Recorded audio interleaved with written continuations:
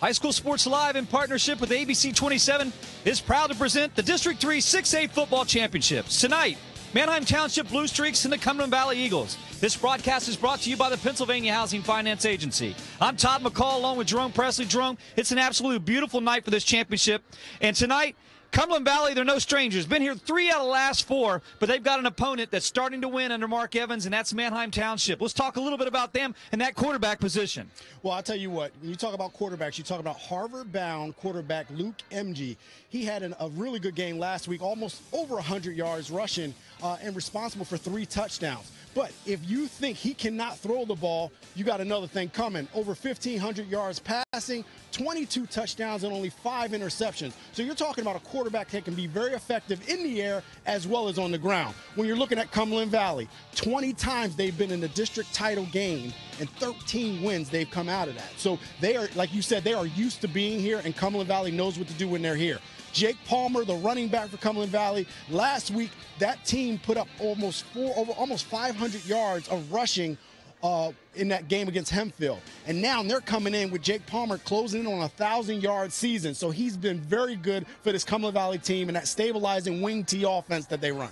Well, you know, neither team really, when they don't, the run game sets up their passing game. Manheim only put it up 11 times last week, and Cumberland Valley not too much. But I know they're going to look at Charlie Casher a little bit. But do you feel like this run game tonight is what we should expect? Well, hey, the elements are definitely conducive to whatever you want to do. Like you talked about, it's a very good day out, perfect day for football, in the 50s and slowly dropping. But hey, you may see both of these teams take some shots downfield. Well, it's the 6A championship from Hershey Park. More at kickoff right after these messages.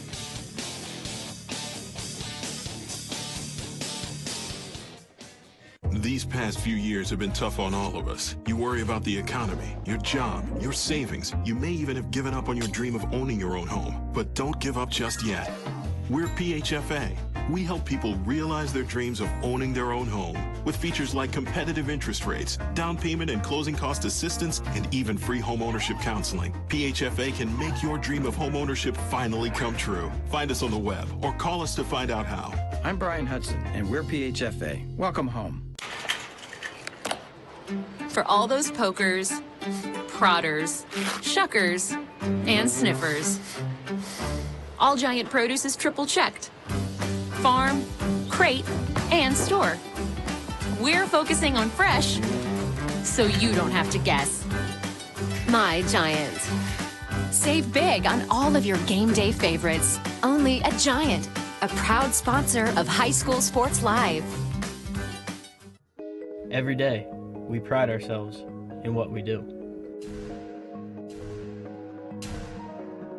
Hard work is put into every pre-owned vehicle we put on the road.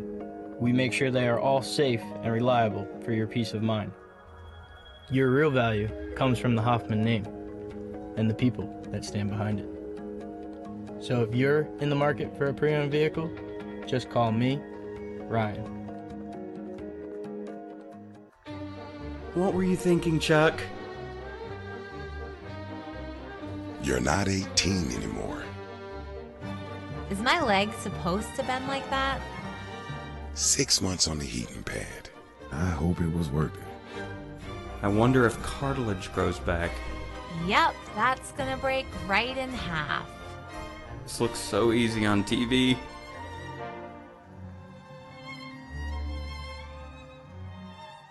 The Advanced Hoops training staff features Division I level instructors and coaches who have played professionally. Charlie Fortney's shooting instruction has proven transformational for players in South Central PA. Gerald Jarman takes players to the next level in his dribbling and crossover intensity classes. Archie Smith teaches intense speed and agility and is very motivational. 6'9" Duke McCamey is excellent at teaching young post player technical skills around the basket. Over 30 years of Division I and professional experience. It doesn't get any better than that.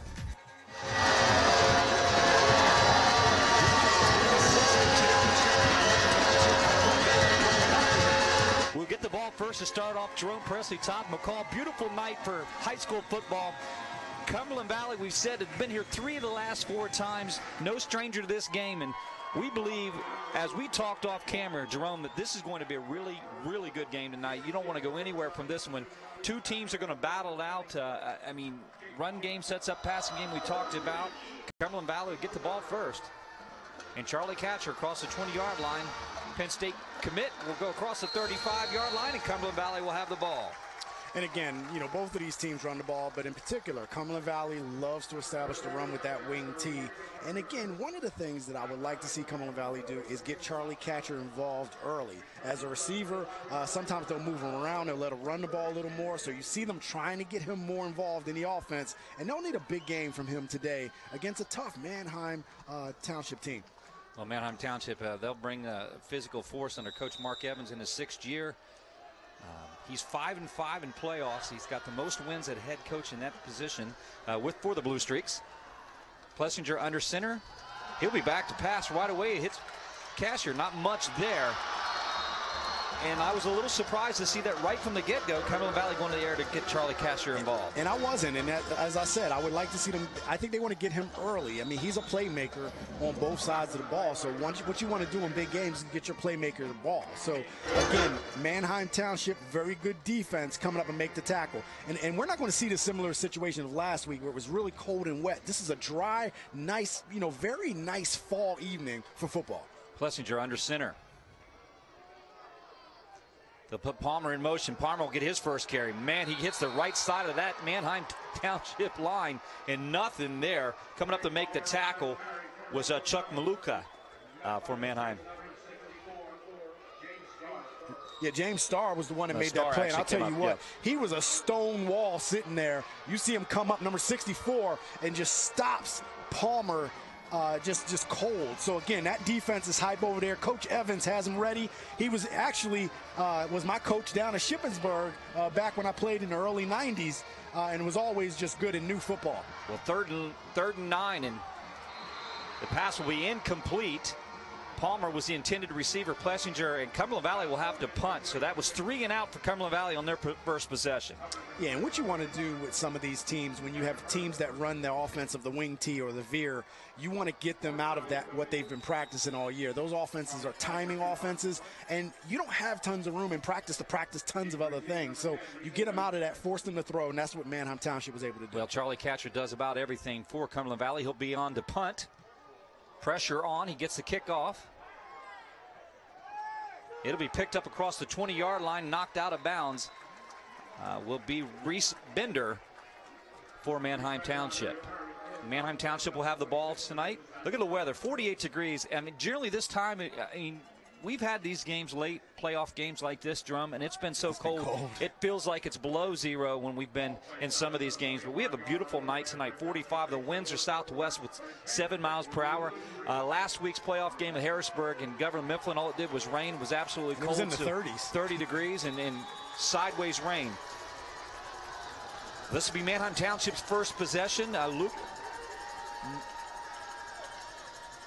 Luke McGee, the quarterback, will be going to Harvard. He'll give to Saladay. Saladay will go left side, and he'll be knocked down.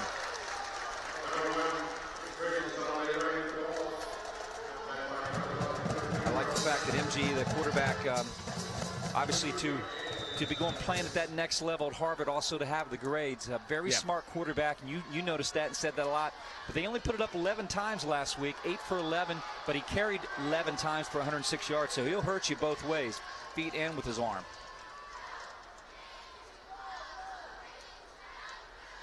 Have some movement. It'll be 3 receivers far left. Gives to Saladay. Saladay picking up a couple more. And Saladay had an opening where he took off. He saw the Red Sea part, and he tried to get upfield. But you saw a good defensive play by Khan Rumi. Was able to come up and make a play from his defensive position, outside linebacker position. So it brings up a 3rd down. Both of these defenses, the one thing you'll see is they tackle well. Both are very good tackling teams. So it'll be 3rd and 4 from the 31. Twin receivers right and left. MG back to pass with time. He's going to dump off. Saladay on the right side. Saladay will be tripped up and be short of the down marker. Coming up to make a great tackle for Cumberland Valley on that play. And Jake Hart does that a lot. He's a junior. He's 5'10", 175 pounds. Take a look at it. Coming out of that position, out of safety spot, and just tripped him up just at the shoelaces. So it'll be 4th and 1, and that'll be 3 and out for Manheim Township. And that's one-on-one, cornerback coming up. Saladay, open field. And you'd have just a good defensive play by Jake Hart. You got to be careful. Charlie Catcher back there. We've seen him take it to the house through the 4 years that he's played. Started all 4 years at Cumberland Valley as a freshman. He has taken how many that we have seen, Jerome, that he's taken back to the house? Yeah, he's a very good athlete, and that's why you're going to see him in different capacities for this Cumberland Valley team. He's had problems with his shoulder. That has been an issue for him throughout the past 2 years. He injured it last year. It hasn't been necessarily right this year, but again, you cannot take him lightly because he has speed, he has power, he has size, and he can really hurt you in many different ways. Well, Cumberland Valley will have the ball. Their own 27-yard line, 1st and 10. Their second possession of this game.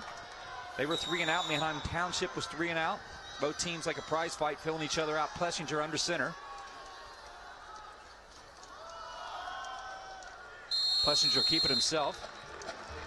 And he'll pick up 2. Well, again, keep an eye on the meat of that defense for Manheim Township. They are very tough inside. James Starr, number 64, big time player, making big plays up front at 6'1", 275 pounds, so he's a load to move.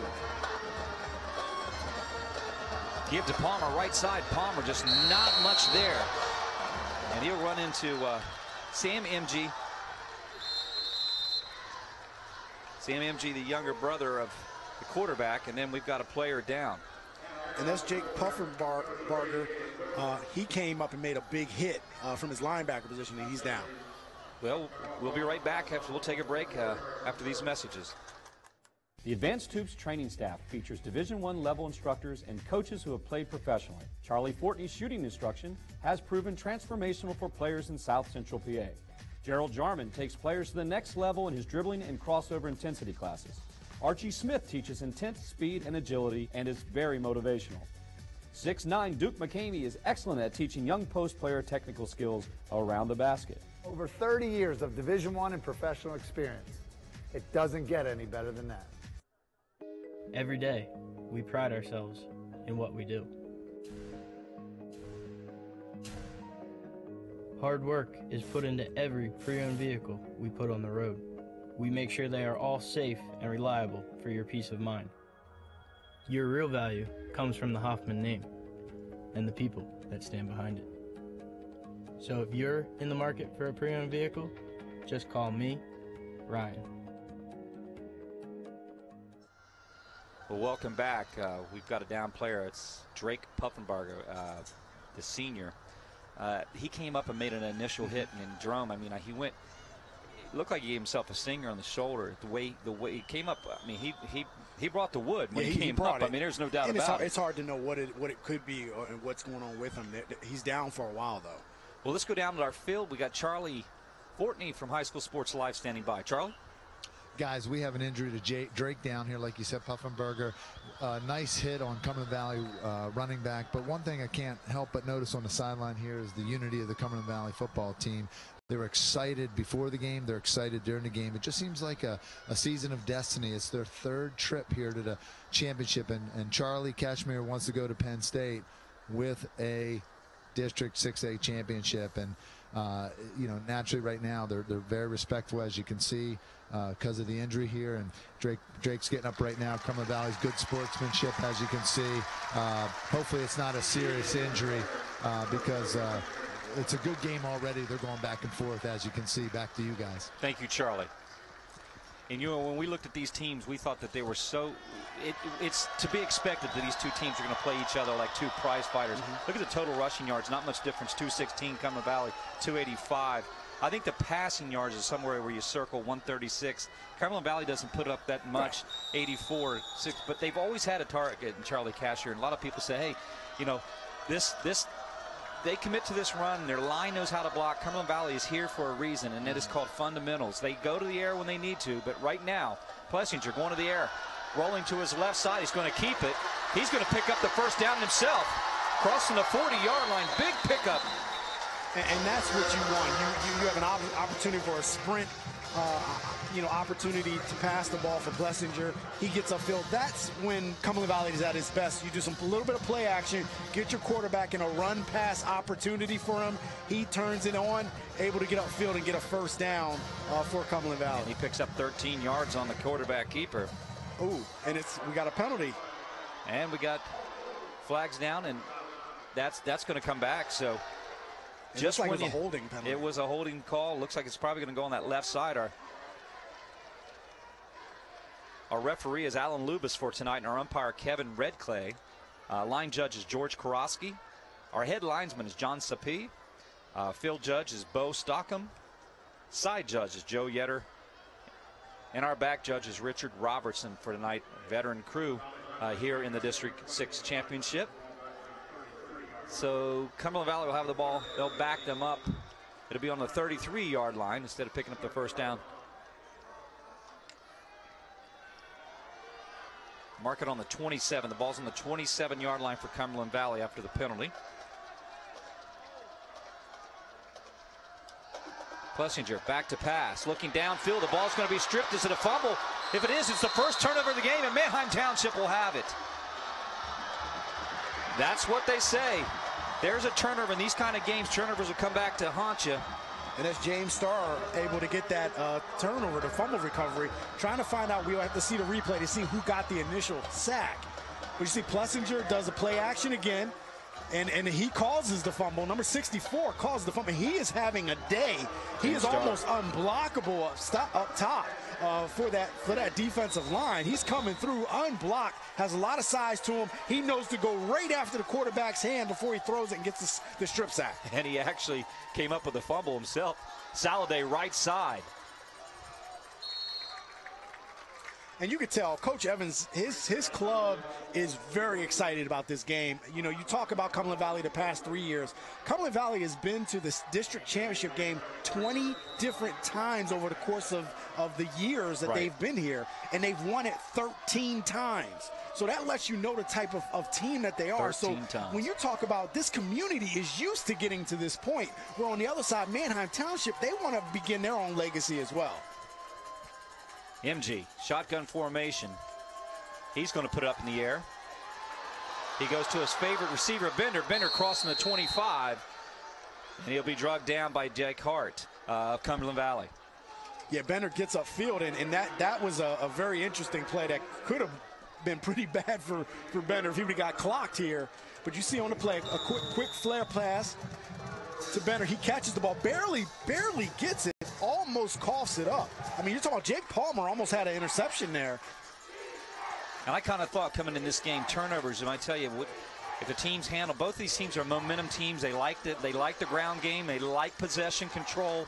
If anybody made a turnover, that this would set this game up right where you want it. But right side, and you hear that Cumberland Valley crowd. Nothing there. Puffenbarger came back in the game to run the ball on his right side. Puffenbarger, he's the his fullback. first carry. He's the fullback, right? And he's he's a big kid. He plays that fullback position / tight end. 6'4", 240 pounds. So this kid brings a lot to the table at that fullback position. But again, Manheim Township is going to try to still run the ball. Brings a fourth down, and they'll go for this. So it'll be 4th and 1 from Cumberland Valley's 23.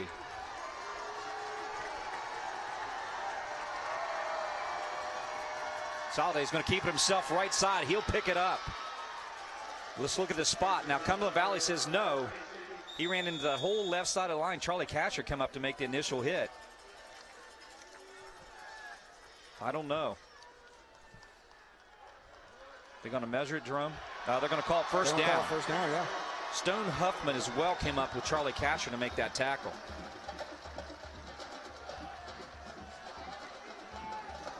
And there you get a good look at that Manheim Township offense trying to keep this drive alive after the turnover that they were able to cause on the other side of the ball. And we talk about some size. Look at those big up tackles front. You're right. For Cumberland Valley. Chase Myers and Jacob Fedorov, 6'3", 275, and 6'2", 300, anchoring that defense. MG with time, looking downfield. In the end zone, touchdown Manheim Township. That is a beautiful play. That's Xavier Roman on the catch. Roman's down. He's hurt. They're calling for help. Manheim Township loves what they see. This set up by a Blessinger fumble. And Manheim Township on the board after the turnover. And he really is hurt. He's down and seems to be wincing, but you get a good look at the crowd. Again, this we hope that he's okay. Definitely won't, injuries unfortunately are going to happen, but we'll get a chance to see on the replay. MG fades back, waits to the receiver to clear. He does. The ball's caught, and I'm thinking could he have landed on his had the wind knocked out of him a little bit, maybe? Could be. But he's still down now. So Cole McCoy was in coverage, and he got one-on-one on the outside. But let's take a break. We'll be right back after these messages.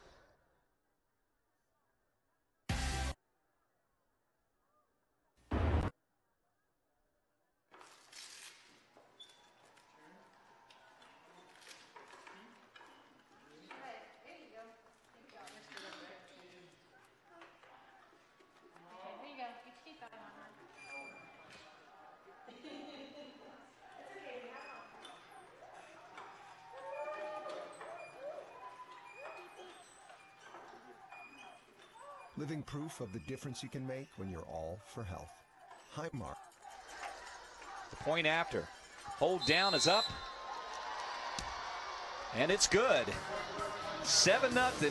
Manheim Township set up on a 27-yard MG to Xavier Roman for the touchdown. And Manheim Township took advantage of the turnover by Blessinger's fumble. And they're on the board 7-0. No regrets. If only she'd parked in a garage. If only they had the chimney cleaned. If only they had Erie Insurance. Erie is seriously good insurance that treats you fairly and goes above and beyond to make you feel like your auto or home mishap never happened.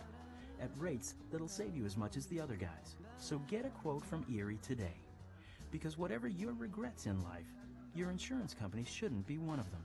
Your local Erie agent is Capital Region Insurance Agency. Get a quote at 717-731-1142.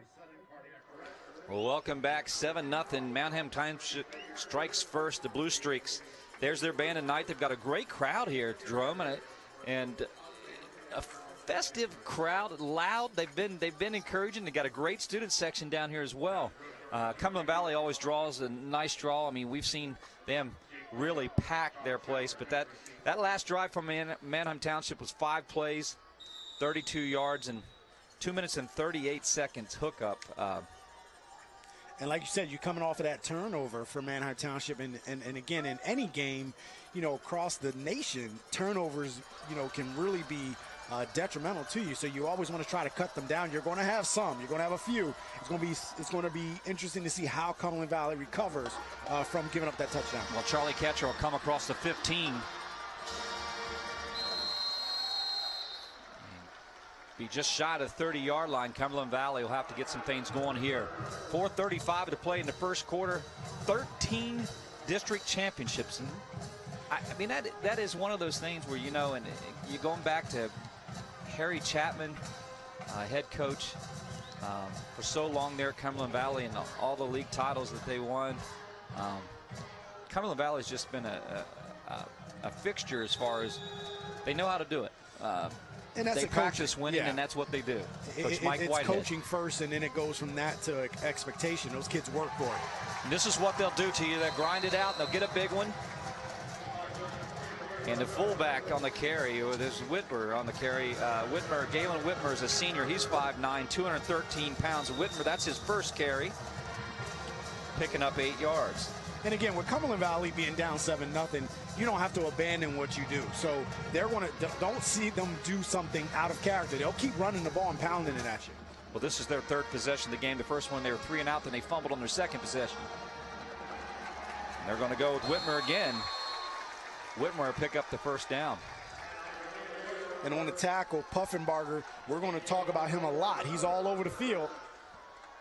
But you can see him. He's holding that whatever happened to him on that early collision, he's still holding that arm kind of a certain way. That it looks like it's a shoulder situation, but he's still playing hard from his outside linebacker position. Ball in the 42, Cumberland Valley. Whitmer, left side. Picking up 4 more.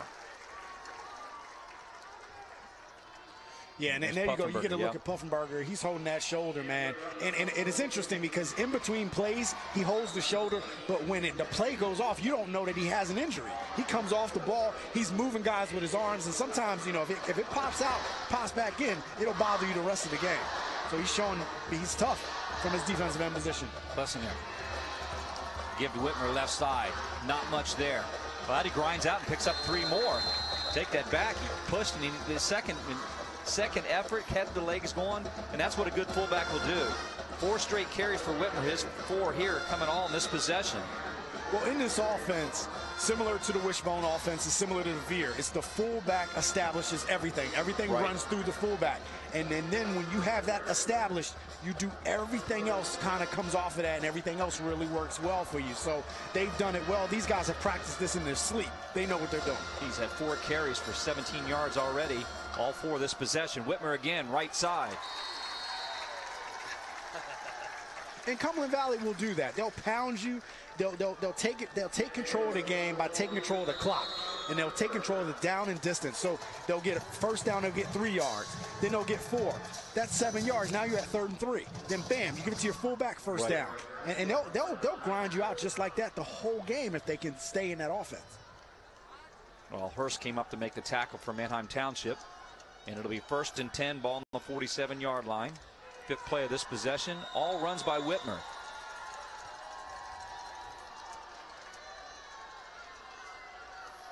Palmer's beside Whitmer.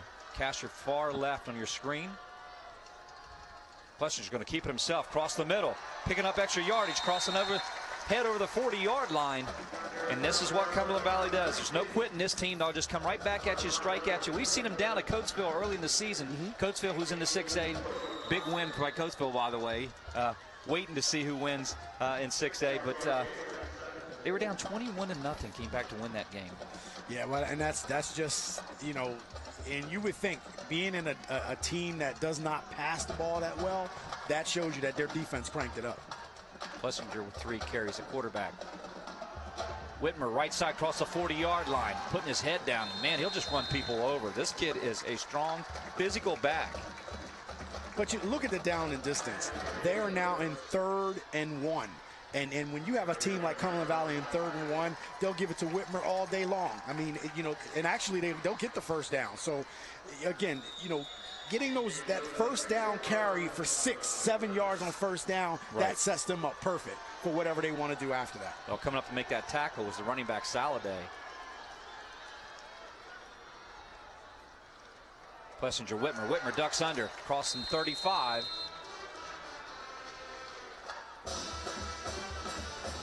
And that was a solid tackle coming up.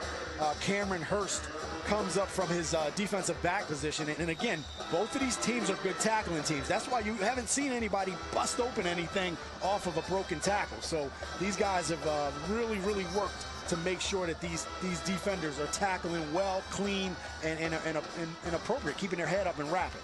Starr, MG, Saladay, Bender on the defensive side for Manheim. Palmer with the carry. Well, Palmer didn't get anything. Got back to the original line of scrimmage. Coming up to make the tackle was Ethan Hurst in 54.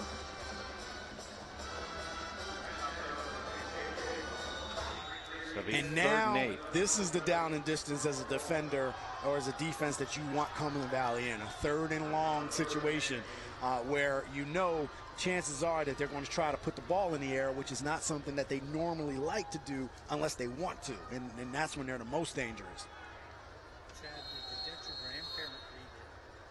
Well, it looks like Cumberland Valley is going to want a timeout, so we'll take one ourselves. We'll be right back with more after these messages. Come join 2-time CMA songwriter nominee Win Varble, who penned Brad Paisley's Waiting on a Woman and Darryl Worley's Have You Forgotten. Also, artist from Sony, Hannah Dasher, and Kendall Marvel, who has written hits for Chris Stapleton, George Strait, Jamie Johnson and Jake Owens, and many, many, many more on January 20th at the Conference Center at Central Penn. Tickets on sale now at Invicta Entertainment. Don't miss this great night as Nashville's best come to town to tell their secrets behind their great songs. Well, welcome back. We're real excited to coming up with great country music coming up to Central Penn. Maybe I can get you out there, Jerome. You know how I love country music in Nashville. I know, and I support you, and I enjoy it when I listen to it as well. I'm a Carrie Underwood fan, of course, like many. So definitely. And people don't know that you can actually sing, man. Well, I really appreciate you telling people that. You're a really good singer. I appreciate when you stay that. in your lane, though, then you try to rap, and the whole thing goes to. Oh, Jerome, I appreciate your support. I mean, what could I do without it here, you know? You got it, man, always. Today's broadcast is sponsored in part by OSS Health, Giant Foods, Capital Region Insurance Agency, Huffman Ford, the Pennsylvania Liquor Control Board, Connections, Charter Academy as well. End of the first quarter coming right up, 3rd down and 8. Cumberland Valley ball on the 34-yard line. This is the 10th play of the drive. Whitmer has 7 of the runs, Palmer 2, Plessinger with 1. And Plessinger's lined up. Charlie Catcher's going in the Wildcat. We've seen this very, very often. Catcher left side cutting up, and he'll pick up the first down. You'll see this from time to time, Jerome. What a great play call at a time when they need it, when they're 3rd and 8. Well, and that's going to end the first quarter. Hold that thought, Jerome. We'll be right back at Hershey Park with the 6A championship after these messages. High School Sports Live has a great opportunity this winter for area businesses to team up with High School Sports Live and get exposure during big basketball and wrestling rivalries. Imagine your company having commercials or a big game feature like Player of the Game, Halftime Report, or Play of the Game. Thousands of fans all over the 10-county region will be exposed to over 25-plus broadcasts. Call High School Sports Live Director Charlie Fortney at 717-592-8616 to discuss opportunities. You will be amazed at how effective this can be, and you'll be part of helping high school students get exposure while being featured live on TV. It's a win-win. Call today 717-592-8616. Well, Advanced Hoops will be offering a middle school basketball league for 7th and 8th grade boys who did not make this year's school team or want to gain more experience playing. Register today at www.advancedhoops.com. And just as we said right before the end of that first quarter, Charlie Catcher goes Wildcat, and picks up the first down. A big first down pickup. Now they got it at the 25-yard line. Absolutely. But we've seen that, and that's something that you're going to see probably the mix. That's not the first or last time you'll see this. Yep. And I'll tell you, I definitely want to give a shout out to those at home that are watching the game, whether it's on your TV or online. Robert Pond, I give a shout out to you. You brought up the whole thing about Manheim Township's offensive line, and they are big. They got some monsters up front, and they like to move people. Defensive line as well. Starr coming up to make the tackle. I tell you, I really like this kid, number 64. Keep your eyes on him tonight. We've caught him 4 times already on the tackle. Big, solid kid. He gets after it. He's actually blowing up a lot of Cumberland Valley plays. That's where you see the scouting report tonight already. Yeah, and again, what you want to do with the ring tee is, number one, you want to get penetration. Right. Number two, you have to play sound defense on the front line. Don't go with don't be fooled by the stuff happening in the backfield. You got to just play your key. You'll do well. Charlie Catcher running hard. Lost his feet, and he actually managed to pick up about 5 more, and I don't know how he did. I thought he went down, but he was not down yet. Charlie Catcher running with a full head of steam. He'll be shy of the down markers, but it'll be 3rd and 5 for Cumberland Valley, 12th play of this possession. Well, Catcher gives you a little something different than Jake Palmer, in Whitmer, in the sense that he is a big, very fast athlete. I mean, you got Palmer, who gives you that speed element. You got Whitmer, who gives you that power. He's a blending of the two. Right. So when you give him those carries, he can do some damage. Whitmer, left side. Coming up to make that tackle will be Rottenberger, and on the assist will be Riley Morgan. Morgan's getting in there actively, number 9. Solid kid, making some tackles coming up on run support. 4th and 3 for Cumberland Valley. Big 4th down right here, second quarter action. You hear that crowd. Manheim Township getting behind the Blue Streaks. High snap to Catcher. Catcher being chased left side. Catcher crossed the 15. just shy of the 10-yard line. Will he get that? I mean, that's Man, it's going to be close. From where we're looking and where we're sitting, it does not. Did he get it? He did get it. Okay, first down, Charlie Katcher. And again, good job on the blocking on the left side of the offense for Cumberland Valley. You see on the replay, guys are getting the hat, and then you see the speed. Katcher is very quick to be so big, and he's able to get upfield, and he doesn't just go down. He goes down, but he goes forward. So, again, getting the ball to Katcher, getting him in the offense is very important. Give to Palmer. Palmer running hard, right side. Morgan coming up to make the tackle. Quincy Thomas, another big offensive lineman, only a junior at 5'10", 240 for Cumberland Valley. He made a big block. I like Andrew Miller. He's a senior at 225. You take a look at these guys. There he is, Miller, and you saw a good shot of Quincy Thomas for Cumberland Valley. Cumberland Valley has 5 first downs. 2nd and 7. Cumberland Valley's crowd calling for a touchdown. Give Cole McCoy. McCoy stays on his feet, gets back to the line of scrimmage and drug back. And a host of Blue Streaks coming up to make the tackle. And look who's around the ball every single time. Number 64, James Starr. Let's talk about this kid again. I mean, he is right now playing he's just playing lights out up front on that defensive line. And you get a chance, get a good look at those guys, man. There's some beef up front. And these guys are getting penetration really good up front for Manheim Township. Colby Allman is another senior, 6'2", 240 for Manheim Township, wearing 62 tonight. He's making his presence be felt. Plessinger back to pass, going to throw up in the end zone, to be knocked down. Great play by Morgan. And that'll bring the Blue Streak crowd alive. And Morgan just goes right up to the summit defensively to make that play. Keep an eye on number 9, linebacker, 5'11", 200 pounds, plays sound football in the secondary, comes up and makes a really good play. One more look at it again. Plessinger's going to roll. He read Palmer coming right out of the backfield, got himself in good position to make a defensive effort there, and shuts down the Cumberland Valley effort to score a touchdown. Tim Kissinger, the kicker, will be on for Cumberland Valley. The hold is down. The kick is blocked. It's going to be returnable across the 30-yard line. That's Saladay still on his feet across the 40, across the 50, and he'll be knocked out of bounds. Setting up the Blue Streaks to get the hold they want. Now they'll have the ball across midfield. And we know Saladay's a running back, so he picks up the ball and he goes in a running back mode.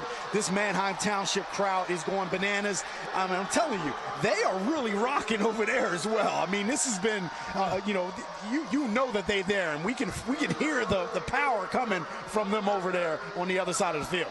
You see that kick just get blocked, and then Saladay picks it up here. He breaks the tackle. He breaks the kicker's tackle.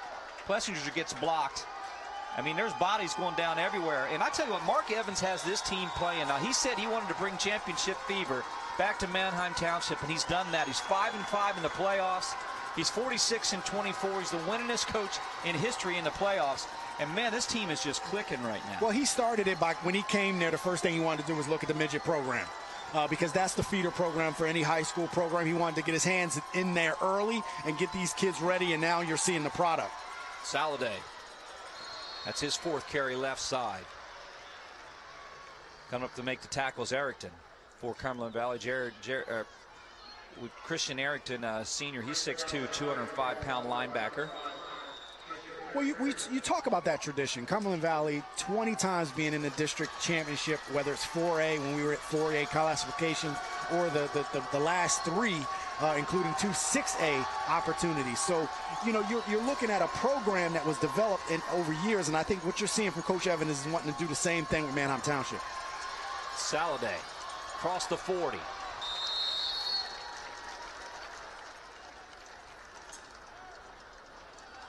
It'll be 3rd and 1. Cumberland Valley, Manheim Township. The ball will be on the 40-yard line. Big 3rd down play. Zach Snow came up to make the tackle for Cumberland Valley.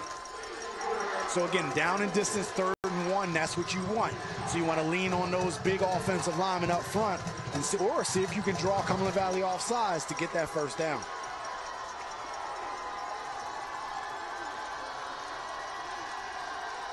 Quick pitch to Saladay, left side. No, the play is blowing up. Charlie Catcher comes up to make the tackle. And he's telling everybody, you can't run. It's hard to flank this kid. He comes up in support. Oh, yeah, it's almost impossible to flank him. I mean, I think when you look at his position, his ability as a in-the-box linebacker, and that's probably where he's going to play at Penn State. He comes right upfield, and makes an amazing play, keeping it and setting that edge from the outside, along with help from Arston Kupko, also assist on the play. Yeah, Kupko come up also, very solid kid, Kupko. And one of those other kids, senior, he's 210 pounds. He'll play at the next level as well.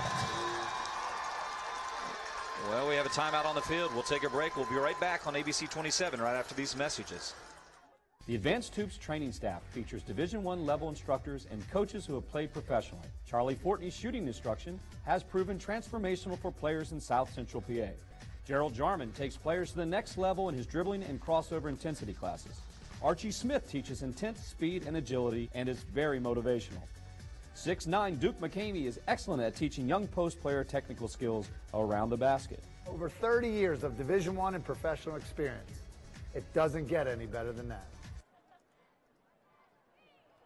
Well, it's time to nominate your favorite player for the 8th annual Mr. PA Football High School Awards. Players statewide are chosen by football fans, sports writers, sportscasters, and coaches. The awards will be presented February 10th at a banquet featuring Coach Chris Ash of Rutgers University. So don't wait. Nominate your favorite player today at MrPAFootball.com. 4th and 3, big play for the Streaks. MG back to pass. It'll be caught. And he squared, nailed the receiver right, Reese Bender right in the gut. Beautiful ball. And Manheim Township will keep this drive alive. And there's, MG, you're seeing his ability to throw the ball. And he does a double clutch almost. He goes to throw, pumps it back, and then reloads and then fires and gets a wide open Bender who's just sitting in the middle of the zone waiting for the ball. 1st and 10, ball on the 29. This was set up by a block kick. They have a fumble recovery, Manheim Township already. MG with a carry on the right side. He carried 11 times. Now Arlington's going down, holding his left shoulder, right shoulder, excuse me. MG will be playing at the next level at Harvard. You see him running off the field there. He carried 11 times last week for 106 yards and accounted for 3 touchdowns in the big win over Wilson. They beat Wilson 2 times in a row. But we'll be right back with more after these messages. What were you thinking, Chuck? You're not 18 anymore. Is my leg supposed to bend like that? 6 months on the heating pad. I hope it was worth it. I wonder if cartilage grows back. Yep, that's gonna break right in half. This looks so easy on TV.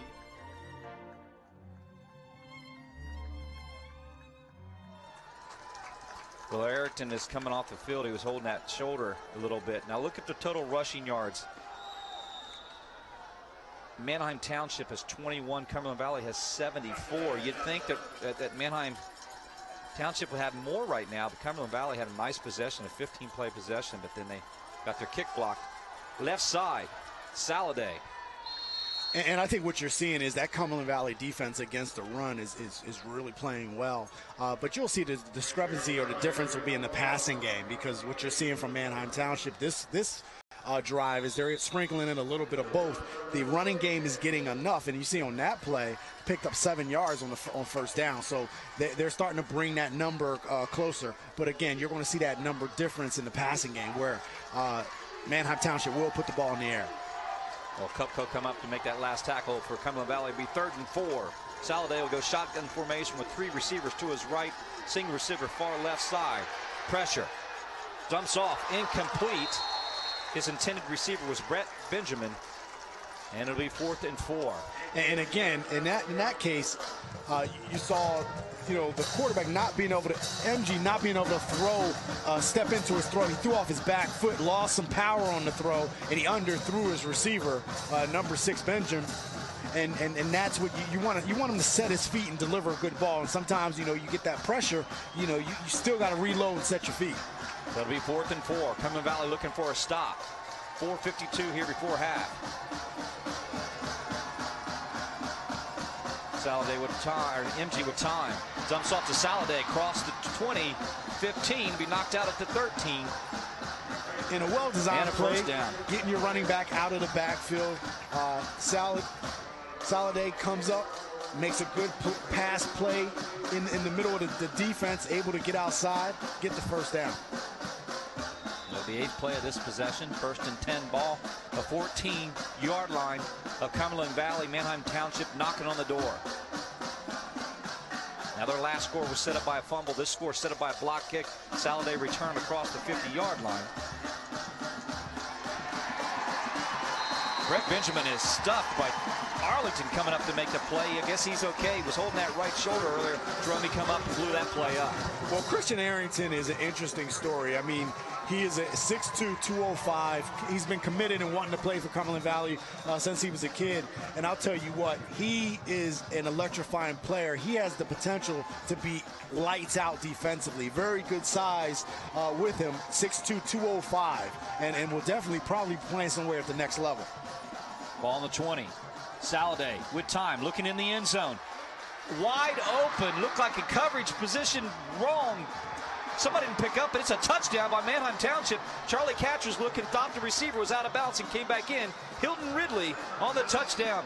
Connect from MG. I mean, beautiful throw with plenty of time. When you give this kid time, this is what happens to you. Yeah, Harvard's getting a good product. I mean, you talk about MG, he rolls out a little bit, resets his feet, and once he does that, you know, wide open in the back of the end zone. Catcher didn't get over there in time. There was a flag down the back of in the end zone, but I guess that was not to be. Rodenberger. Saladay with the hold. Kick is up, and it's good. Manheim Township 14 on the board here. We'll be right back with more after these messages. Did you know all electronics must be recycled? It's the law. But more importantly, it's the right thing to do. At the Recycling Center, Dauphin County residents can recycle older broken TVs, computers, cell phones, laptops, major appliances, even paper. The Recycling Center is conveniently located on Cameron Street in Harrisburg. It makes recycling fast, safe, and simple. Stop by the Dauphin County Recycling Center today and help us recycle the right way. Starting December 9th and 10th, Advanced Hoops will be offering skill-based and competition classes for all ages. Register today at www.advancedhoops.com. Looking at Coach Mike Whitehead's staff. Cumberland Valley down 14-0 now. They've been down before. This is a team that's got a lot of fight in them. Down 21 to Coatesville early in the season, back in the fall at Cumberland Valley. Came back second half, looked like a different team and took control of the game. And sometimes that happens. You don't want to make a habit of that, though, coming back from big deficits. And they don't. Typically, they're front runners. You know, they go out there and they put it on you early, and then they're able to grind you out on that offense. They did that to Hemphill last week. So they're not thinking they're out of it in any way. They don't necessarily have to change their offensive thought process here, but they have to execute. Well, that last drive was 10 plays, 49 yards for 4:15. Rodenberger set to kick.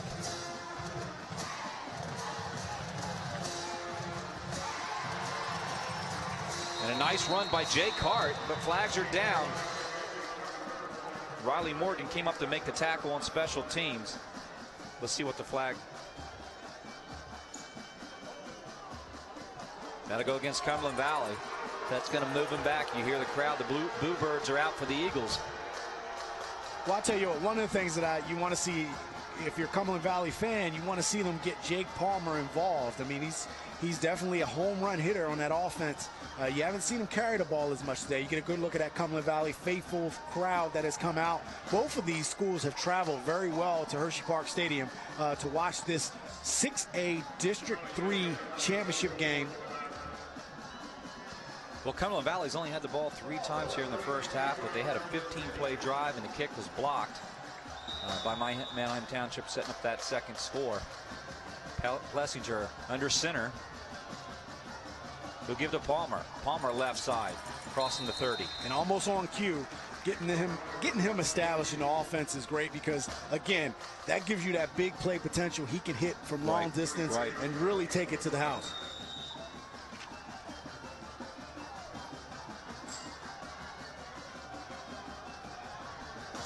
Almost 6 carries in the first half. 2nd and 5. Ball on the 31.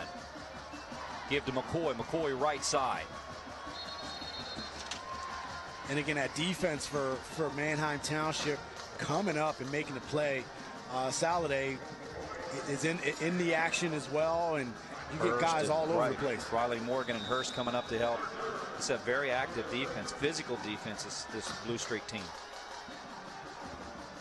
Well, they got a coach that teaches physical. Mike Whitehead the same way on the Cumberland Valley side. Very similar teams tonight. Both coming in. Manheim Township scored 39-31 average by Cumberland Valley. So they were so close. These teams matched up so well tonight. Whitmer right side. That's his 8th carry. And again, the tackling is just good. And you know, Coach Evans definitely is going to have his team ready. And you know, he's paying attention to the little details. He was sitting there getting a chance to talk to Whitehead a little bit about just stuff. You know, you get the 2 head coaches at the 50-yard line chatting during pregame. And one of the things that I caught was he asked them, you know, what is it about not having your kids warm up with pads on? You know what I mean? Even little things like that. He's trying to figure out, you know, what's the rationale behind that? Not because he's critical, but he wants to know. He wants to get every edge he can and figure out some new things as well. So always learning. Plessinger over the top. And it's caught. Now flags are down. Charlie Ketcher goes up and gets it. And that's what you have with him, this big target and the senior. But flags are down. I don't know if that's going to go against him, if that's going to go against. Well, maybe face guarding. Was that face guarding? On defense. On the defense. Reese Bender in coverage.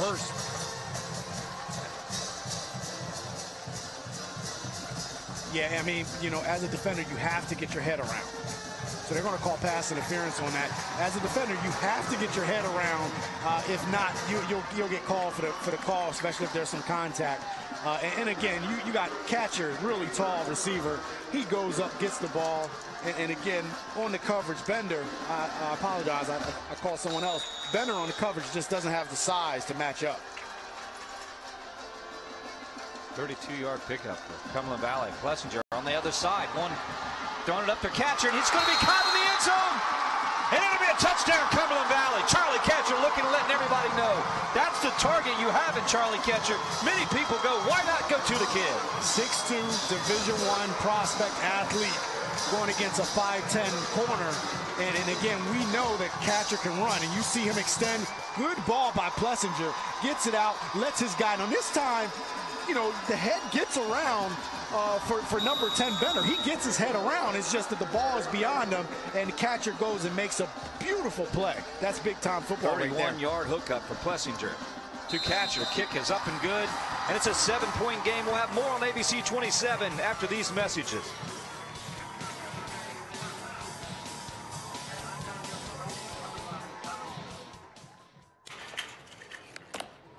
For all those pokers, prodders, shuckers, and sniffers. All Giant produce is triple checked. Farm, crate, and store. We're focusing on fresh, so you don't have to guess. My Giant. Save big on all of your game day favorites. Only at Giant, a proud sponsor of High School Sports Live. Well, let's take a look at this 31-yard hookup. Was Charlie Catcher's knee down at the 1-yard line? Many people are contesting. It's a beautiful, just lays his body out, and you see the goal line, and look where the knee comes down. Right there. Before, possibly really at the 2-yard line, and it was called a touchdown. And that's a beautiful shot by our Invicta crew here at High School Sports Live. Man, oh man, I don't know. Let's go down to Charlie Fortney on the sideline from High School Sports Live. Charlie, looked like Catcher was down at about the 2-yard line. Yeah, I think so, guys, but here's the real story. After 14-0, Charlie Catcher was shaking his head at the Manheim sideline, and I looked at Dr. Bixler and said, I wonder what's going on. He said, Charlie's getting mad. And Charlie Catcher wanted the ball that last drive. As you can see, he had something to prove, and he set that up ahead of time. That was fun to watch. He took over that game. Thank you, Charlie. He sure did. At That was 5 plays for 74 yards, a total of 155. The first hookup was 31. Into the end zone. Hey, the winner plays Pine Richland, who beat State College 49-21. So the winner awaits Pine Richland in the next matchup. And they have to be good because State College is a formidable team. So to put it on them, that's big. 1st and 10, right side. Soliday is getting his work in tonight. Yeah, but he's not getting much yards. I'll tell you what, that Cumberland Valley defense is really doing a good job up front. I mean, they're really doing, they're just shutting down the running game for Manheim Township. And again, Manheim Township can be balanced, so they're able to throw the ball. But right now, that defense is doing a good job, and they're tackling well. Well, they scored 50% of the time. This is their 4th possession here in the first half. 2 scores, one coming on a fumble, one coming on a block kick. They'll have the ball at the 43-yard line, 2nd and 7. Saladay right side with some room. Tripped up and tackled by Cumberland Valley by his shoelace, really, was Cupco. Coming up at our halftime, we'll have our Highmark first half highlights, our Capital Region Insurance Agency halftime stats. We'll have a special interview with High School Sports Live Director Charlie Fortney and our giant food fight for champions. All this coming right up on our Jack Jim Bavo halftime report. You hear the Cumberland Valley crowd right now, just absolutely loud right now. 3rd and 3, Saladay cross the 50.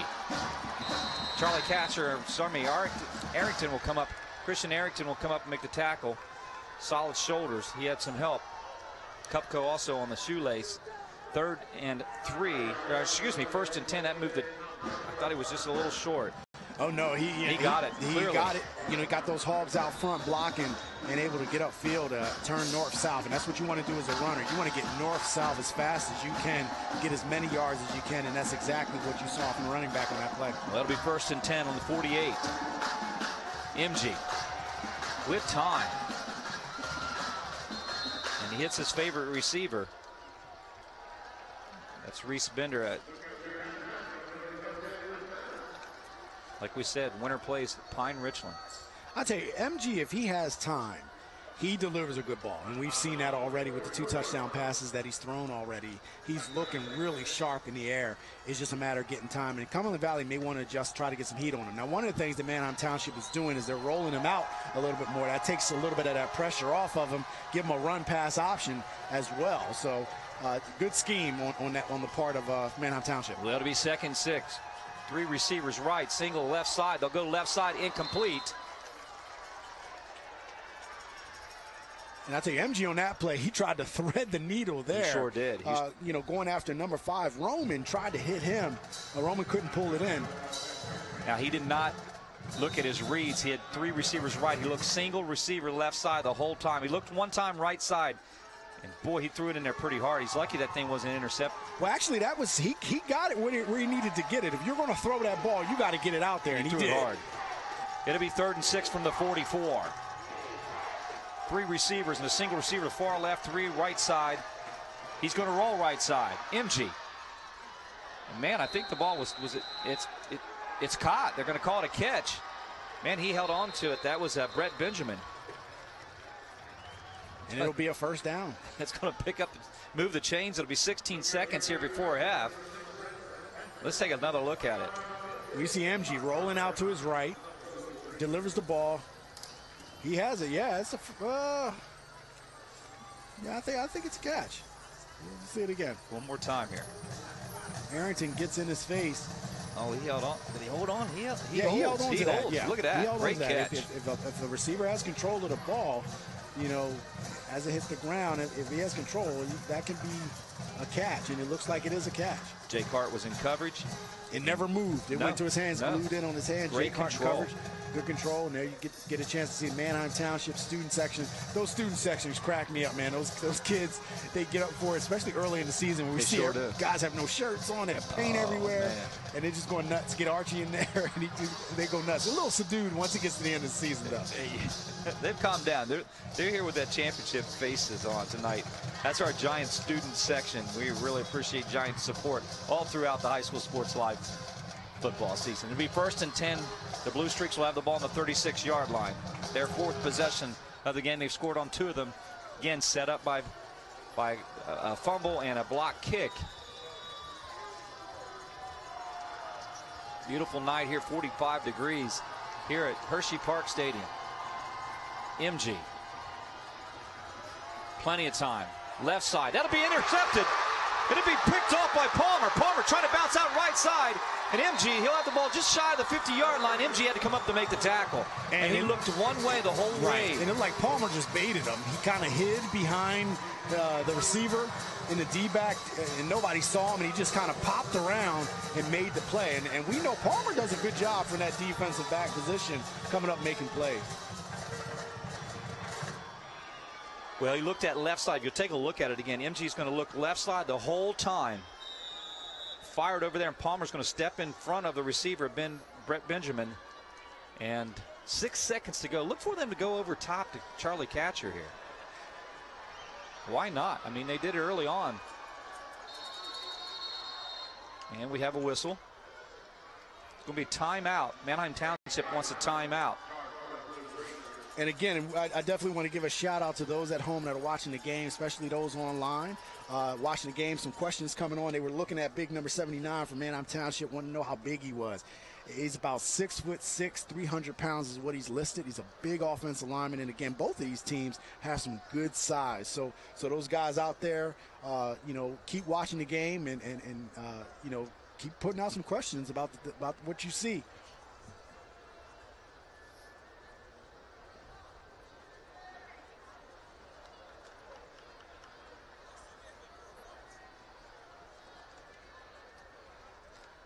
Well, we want to take a second to just say hi to the Chopko family.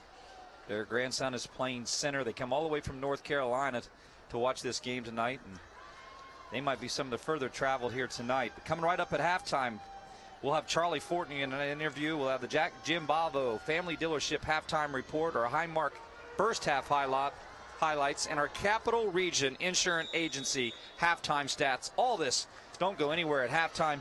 6 seconds to go, ball on the 48-yard line. Shotgun, looking, catch your side. Pressure coming, Plessinger is hit unbelievably hard, and the ball will be incomplete. No time left, and I do not know how Plessinger would even get up from that. Unbelievable, he got hit high and low, and he's walking off the field no problem. 14-7, everything that we expected here. Take a look at this again. Plessinger got pressure, far side. Oh, my goodness. That could have been a penalty. Woo, what a hit. I mean, when you hit a quarterback that high, I tell you what. And Plessinger got right up and didn't even miss a beat. Cumberland Valley down 7, 14-7, Manheim Township.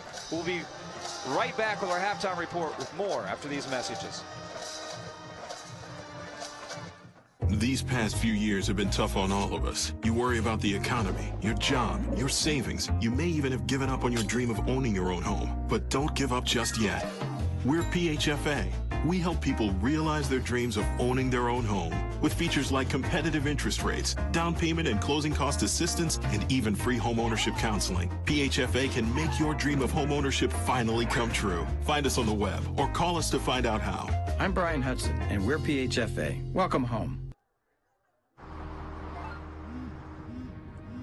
Do you want to answer that? Nah, I'd never with a kid in the car. It's okay. I'm not here.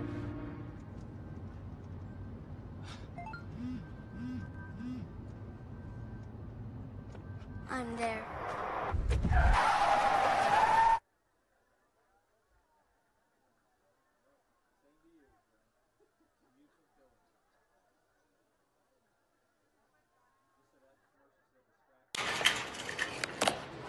For all those pokers, prodders, shuckers, and sniffers, All Giant Produce is triple checked. Farm, crate, and store. We're focusing on fresh, so you don't have to guess. My Giant. Save big on all of your game day favorites. Only at Giant, a proud sponsor of High School Sports Live.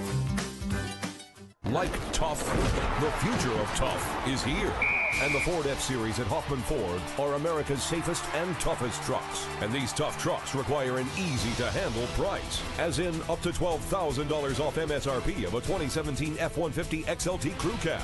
And if that's not easy enough, how about a 2017 F-250 Lariat Crew Cab for as low as $48,999? Only at Harrisburg's premier Ford dealer. And remember, Hoffman has it online at hoffmanford.com.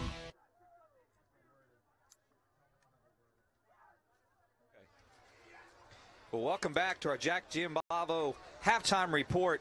14-7 Manheim Township Blue Streaks up. Two turnovers really set up some real good field position, Jerome, for this one. Manheim Township fumble recovery led to a touchdown and then a block kick. Saladay on a return crossed the 50-yard line, but then Cumberland Valley going 31 yards to Charlie Ketcher over the top. Looked like his knee down was at the 2-yard line, but this is exactly what we kind of expected. Going to be a close game. Second half-wise, look for Cumberland Valley. They've been a second-half team. We knew they were down to Coatesville 21-0 early on in the season. They always find a way to wear you down in the second half with their running game. Yeah, that's if they can stay in it. I think right now the Manheim Township defense has done a great job tackling. Both teams have actually done a great job tackling. So as good as that Coatesville game was, it showed that Cumberland Valley can come back when they're down. The big thing, though, is that this isn't Coatesville. This is Manheim Township team that's hungry. They're ready to get here, and they're really amped up and playing good football. So right now we have a good game. Well, as you look at tonight, with the weather coming in as perfect conditions, I feel like running game. But, you know, both teams have surprised me. We have literally seen in our first half highlights that the running game set up the passing game, and both teams pretty effective. When MG on the Manheim Township side gets time, I mean, he really put it in the air. Here's Plessinger taking pressure. That's the fumble that's going to lead to a Manheim Township Blue Streak score in the first half. MG looking over top. He's going to connect, and that was a beautiful pass and connection to his second favorite target, one of his favorite targets, and that was Xavier Roman. He came up a little bit tight on that one. That's the block kick that set up a nice return by Saladay across the 50-yard line, and Manheim Township will go on to score with this hookup right here over the top. Beautiful ball and Hilton Ridley come up to make that tackle. Look at the time that Saladay, or MG, gets. Catcher coming on, put a punishing hit on him. Back to Plessinger, 31-yard hookup to Catcher, and that made it 14-7. And that's where we are in this first half. But right before half, you saw an interception there. Yeah, and then that was Palmer just baited MG into throwing that ball. I don't even think he saw Palmer. Palmer just stepped around it and got the pick. Again, very good football game. Exactly what we thought we would have with these two clubs. You have one seasoned opponent in Cumberland Valley that is seemed to always be in this game. And then you have a Manheim Township team and Coach Evans. They want to establish themselves as a power in the District 3 6A field. Well, we're going to take a break. We'll have more here at halftime with our Jack Giambavo right after these messages.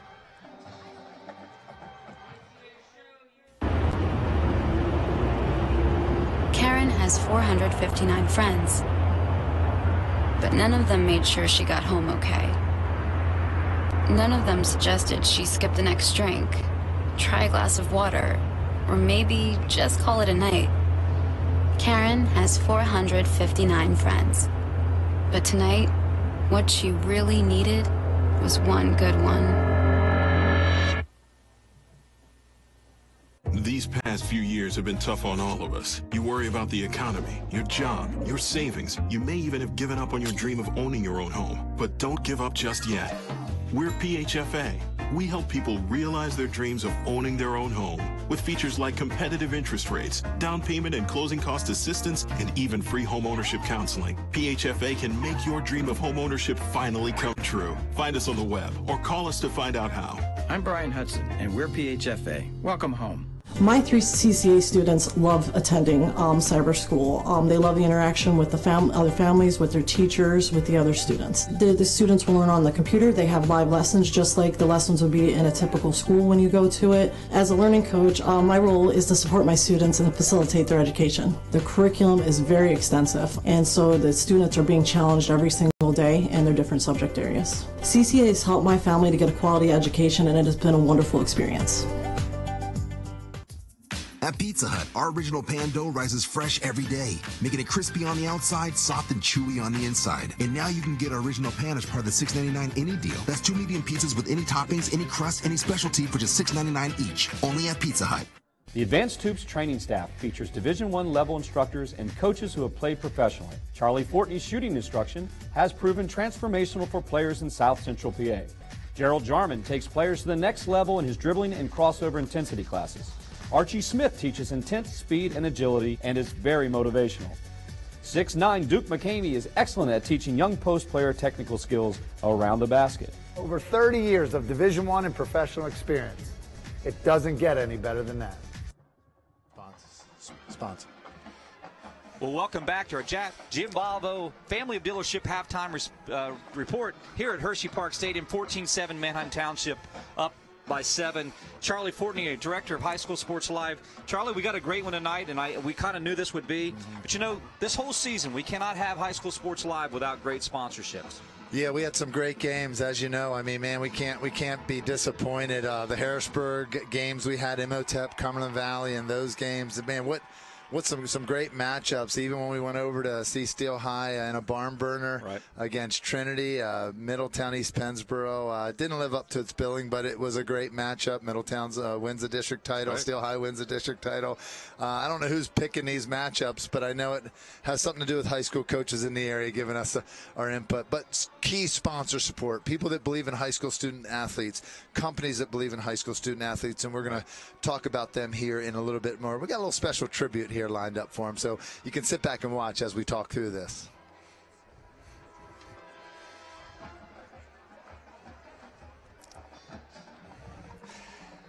Started with the Harrisburg Imhotep game when Blair Thomas from Penn State joined Greg Mason, Fort Chapman.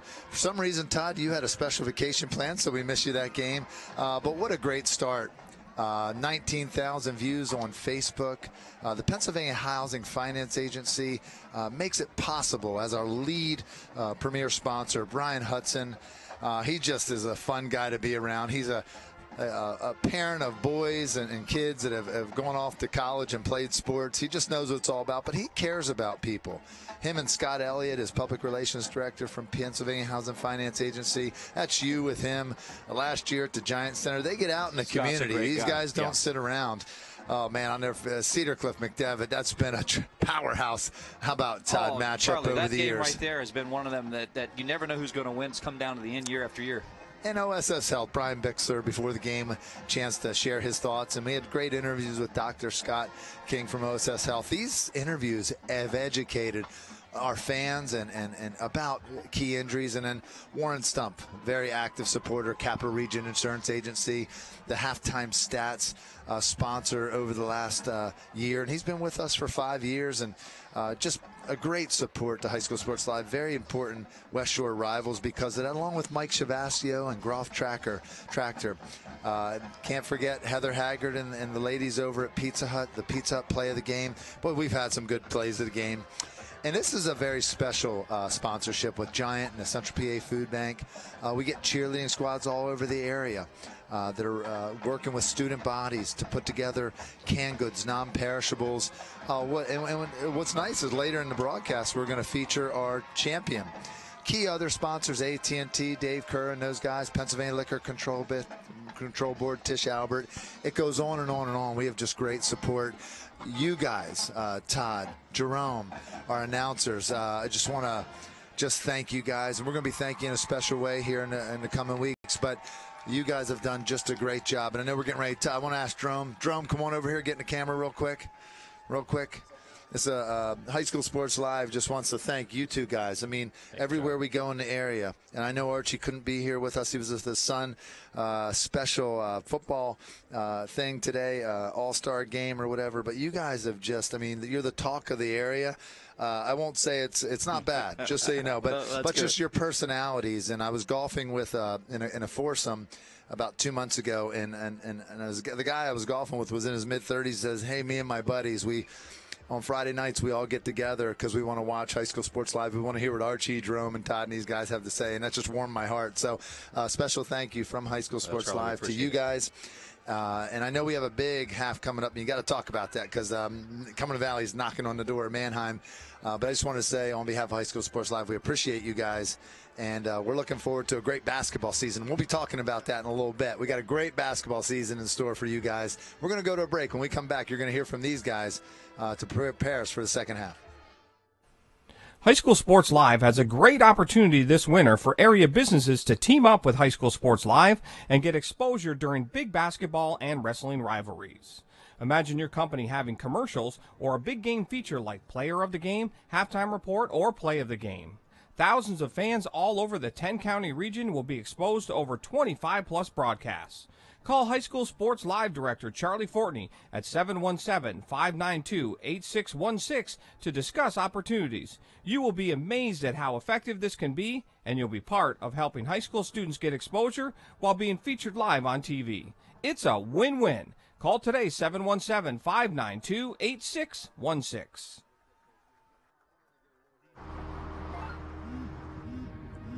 Do you want to answer that? Nah, never with a kid in the car. It's okay. I'm not here.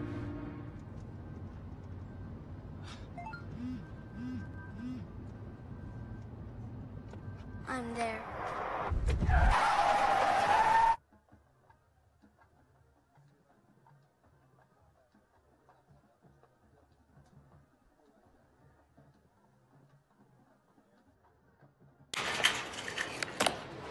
For all those pokers, prodders, shuckers, and sniffers, All Giant Produce is triple checked. Farm, crate, and store. We're focusing on fresh, so you don't have to guess. My Giant. Save big on all of your game day favorites. Only at Giant, a proud sponsor of High School Sports Live. Did you know all electronics must be recycled? It's the law. But more importantly, it's the right thing to do. At the Recycling Center, Dauphin County residents can recycle older broken TVs, computers, cell phones, laptops, major appliances, even paper. The Recycling Center is conveniently located on Cameron Street in Harrisburg. It makes recycling fast, safe, and simple. Stop by the Dauphin County Recycling Center today and help us recycle the right way. The Advanced Hoops training staff features Division I level instructors and coaches who have played professionally. Charlie Fortney's shooting instruction has proven transformational for players in South Central PA. Gerald Jarman takes players to the next level in his dribbling and crossover intensity classes. Archie Smith teaches intent, speed, and agility and is very motivational. 6'9" Duke McCamey is excellent at teaching young post player technical skills around the basket. Over 30 years of Division I and professional experience. It doesn't get any better than that. What were you thinking, Chuck? You're not 18 anymore. Is my leg supposed to bend like that? 6 months on the heating pad. I hope it was worth it. I wonder if cartilage grows back. Yep, that's gonna break right in half. This looks so easy on TV.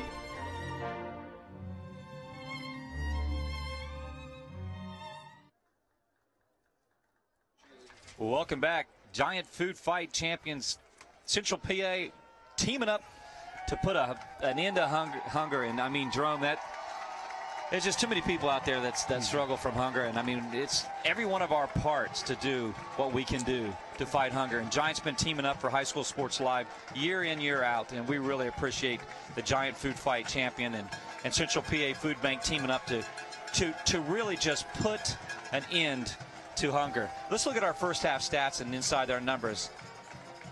But Cedar Cliff Colts cheerleading staff won the actual Giant Food Fight champion. So all of a pat on the back and a big thumbs up goes out to Cedar Cliff. And inside our Capital Region Insurance Agency stats, really close in a lot of places. The rushing yards really benefit Cumberland Valley, but Manheim Township's beat him a little bit with their arm and a quarterback play by MG. He's putting the ball up the air. He has plenty of time at offensive lines, bought him plenty of times, passing yards 85 to 66. Anything else that stands out to you, Jerome?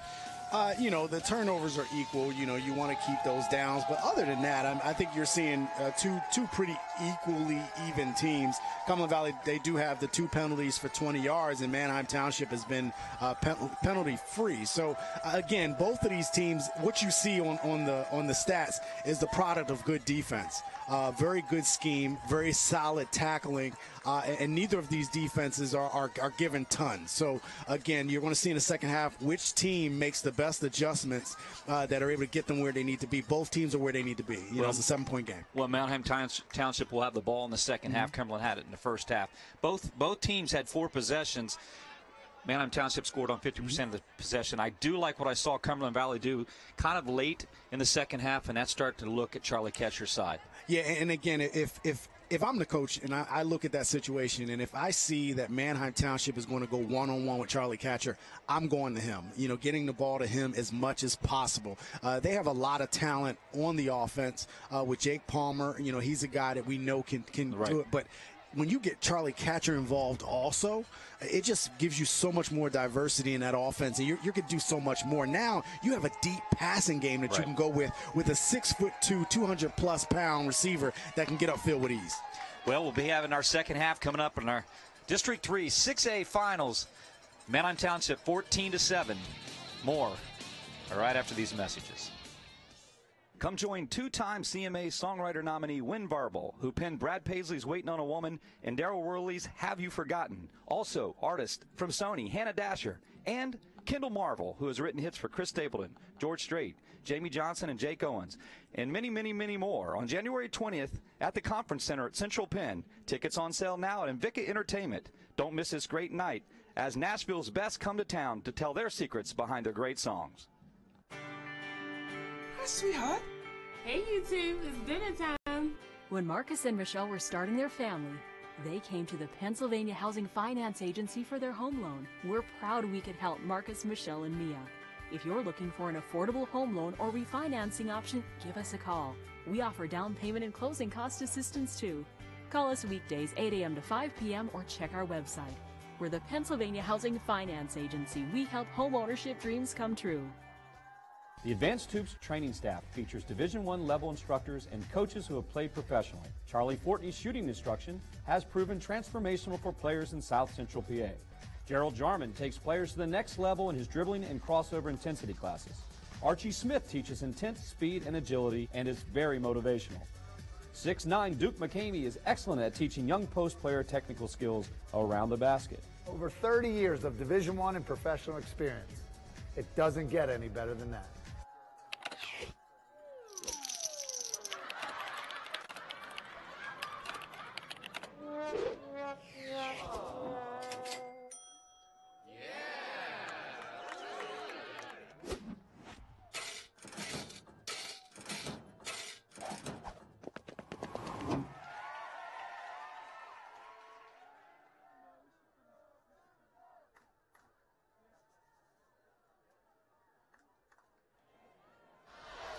Welcome back here on ABC 27. Second half action. Manheim Township 14, Cumberland Valley 7. Manheim Township will have the ball. They scored on 50% of they had the ball 4 times. Both set up by turnovers, a block kick and a fumble from Cumberland Valley's side. Plessinger was hit hard and fumbled the ball, and that set up a touchdown. But saw something in the second half, or end of the second quarter. Cumberland Valley looked to go to Charlie Ketcher a little bit more. We'll see if they go. They only ran him once in the Wildcat. And Jerome, you talked about that maybe being a key component to their second half action, that you'd find other ways to get him the ball. Yeah, I mean, I would get the ball to him in every way possible. Receiving the ball, running the ball out of the backfield, wildcat him a little bit, get him in the return game. Any way that you can get him in the game, that just makes your offense that much better. Anxious to see what we'll see here in the second half. Had a great game here. Getting a little bit more chillier now as the night is set on. Saladay will be back to receive.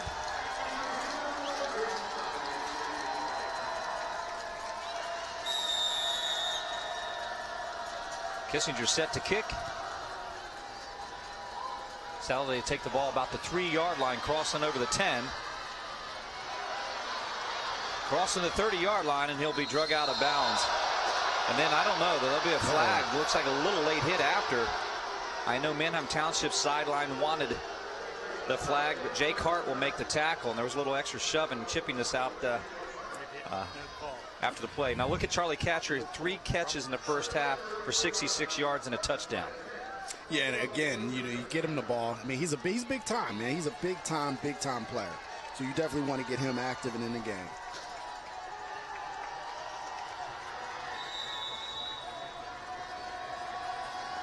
And he's 8 for 11. They only put it up 11 times against Wilson. He's up 8 for 11 for 85 yards and 2 touchdowns and an interception.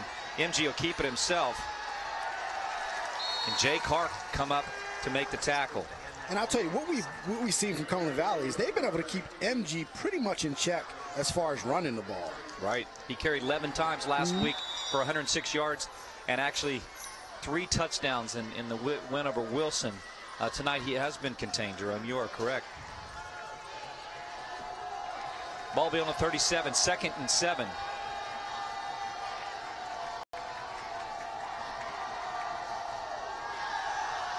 MG with time.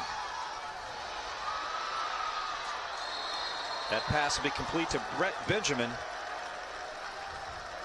And that'll move the chains. It'll be a first down from Manheim Township. And again, that passing game with MG, get him rolling out. That negates that rush a little bit. Give him a pass run option and let him do his thing. You can see he's very effective in the offense when he's able to do that. That'll be a 12-yard pickup on the play. 1st and 10 from the 49.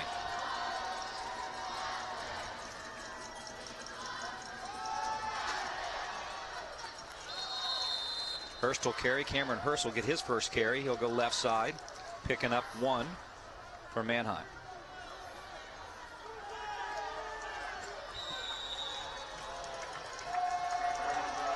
It'll be 2nd and 9 from the 50.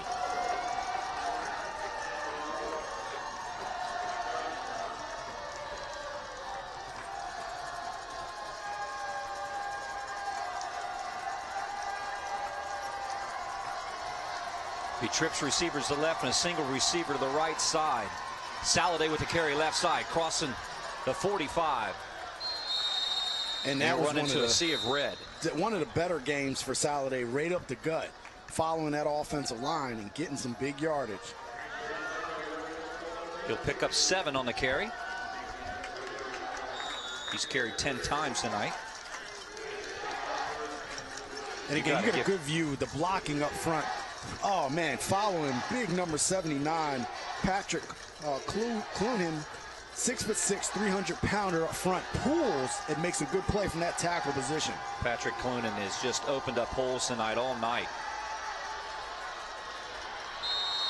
Arrington coming up to make the tackle on MG.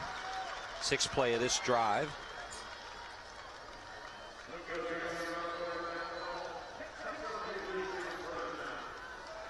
He'll pick up 3 and it'll be a first down. MG coming over to get the call from Coach Evans. With the way these teams grind it out, Jerome, I mean, the clock just seems to this has been a very quick game feeling for me tonight. Yeah, it definitely has. I mean, and now what you see, Manheim Township is going to a power run, trying to get the ball right upfield in the middle of the Cumberland Valley defense. Of course, they're going to throw the ball. They're going to do what they need to do. But when they're running, you don't see them trying to run wide. Right. They're running right up the gut. It'll be incomplete. It'll be 2nd down and 10 from the 39.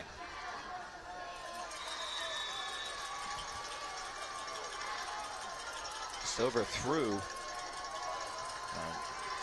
Xavier Roman, who had a touchdown in the first half. He likes to look his way a lot. It'll be 2nd and 10.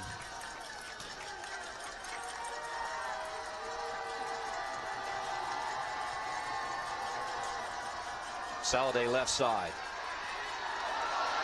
Missed tackle. Saladay sandals feet across the 30-yard line. And that's one of the few, came up to make the tackle. That's one of the few missed tackles that you've seen from Cumberland Valley today. And you got Arrington, giving some ear candy over there on the Manheim Township sideline. And there's a penalty flag down. We'll see who that goes against. If that goes against Arrington, I mean, Manheim Township's clapping their hands. They think that's definitely against Cumberland Valley. The officials will talk about it here.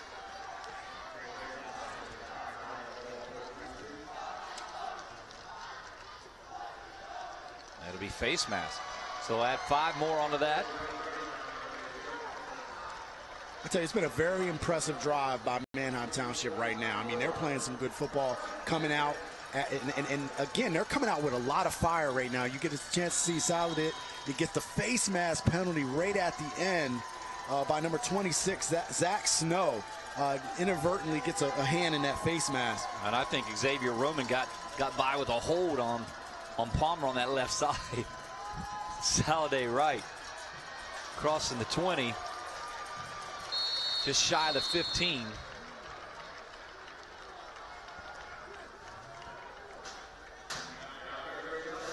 It'll be 2nd and 3 from the 17.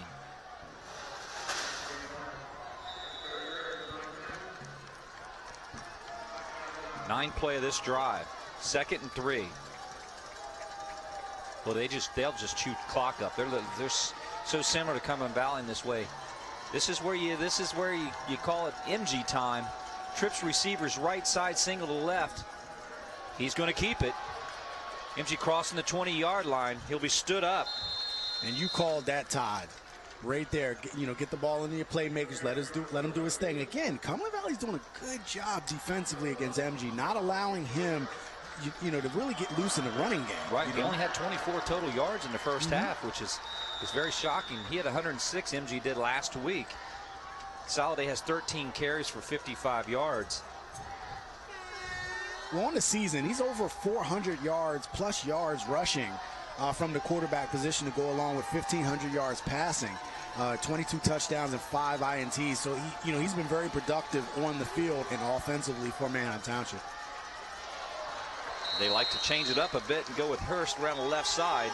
Not much there. Christian Arlington has something to say about it for Cumberland Valley. And when you see Christian Arrington, number 5 for Cumberland Valley, get into the game where he has this swagger about him, that's when he's at his best. Yeah. When he's quiet and not doing, when he's a little bit more flamboyant, that's what I like to see from him, because that means he is all over the field and he's playing. And this guy is a big time talent. I mean, I could see him at the next level, at the Division I level. I could too. Playing linebacker or safety. Safety. Perfect safety coming up in run support. 2nd and 12. Reminds me a lot of you, physical-wise, when you were at Scotland. Yeah, he's a little tall. He's taller than I am, but man, he is something else. Was that going to be complete? No, they're going to call it. It'll be incomplete.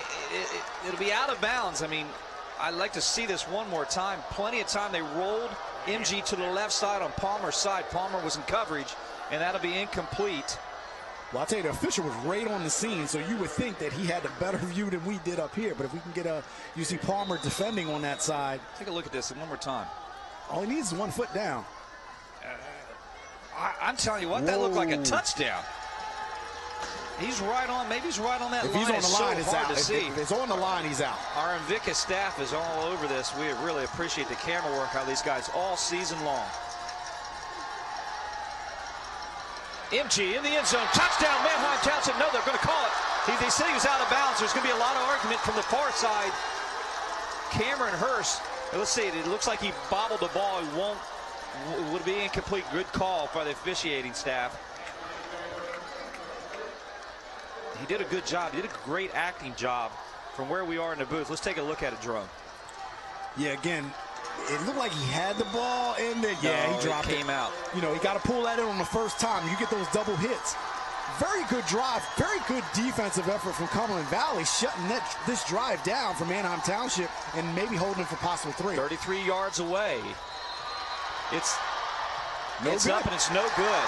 From 33 yards away, they bring their kicker in and it'll be incomplete. No good, and Cumberland Valley gets the stop they need tonight. And that you hear this crowd. And again, good defense by Cumberland Valley, able to come up and make that play.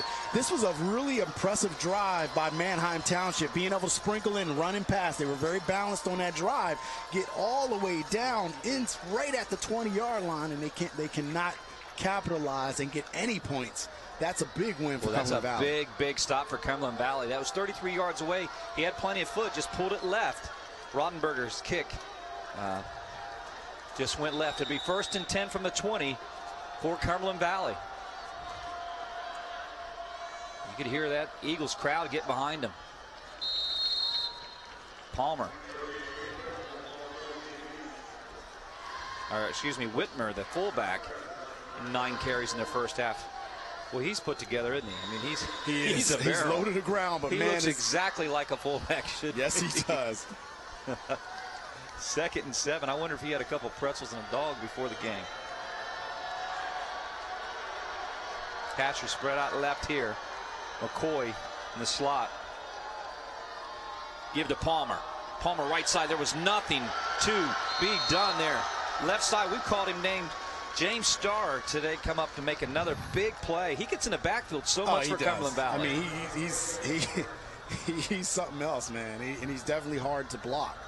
Got him on 11 tackles tonight. So it'll be 3rd and 7 from the 23. Man, Cumberland Valley getting these 3rd and longs. Manheim Township's defense doing a great job putting them in 3rd and long. Drum, if you're offensive coordinator right now, what are you going to? You going catcher side? You got McCoy split out with him. Yeah, he's 1-on-1 right now, so yeah, of course I'm going to catcher. 1-on-1, why not? From the 23, he throws the wrong side of catcher. Catcher was open, and Cumberland Valley will have to punt. Yeah, until they double. My thought would be until they double him, why not? You know, why not go to him in every way possible? Bring him in the slot, bring him in motion, have him out flanked out. Again, I'm trying to get the ball to him. You know, if I'm the coach, you know, by the time the end of the game, he's going to be looking at me like, what did I do? Yeah. What do you mean, what did you do? I need you to make big plays in big games. So I want to get the ball to you. Right. And he's shown already what he can do. So let's get the ball to him. I'll feed him all day. Uh-oh, catcher was hit. And they didn't Cumberland Valley wanted a call.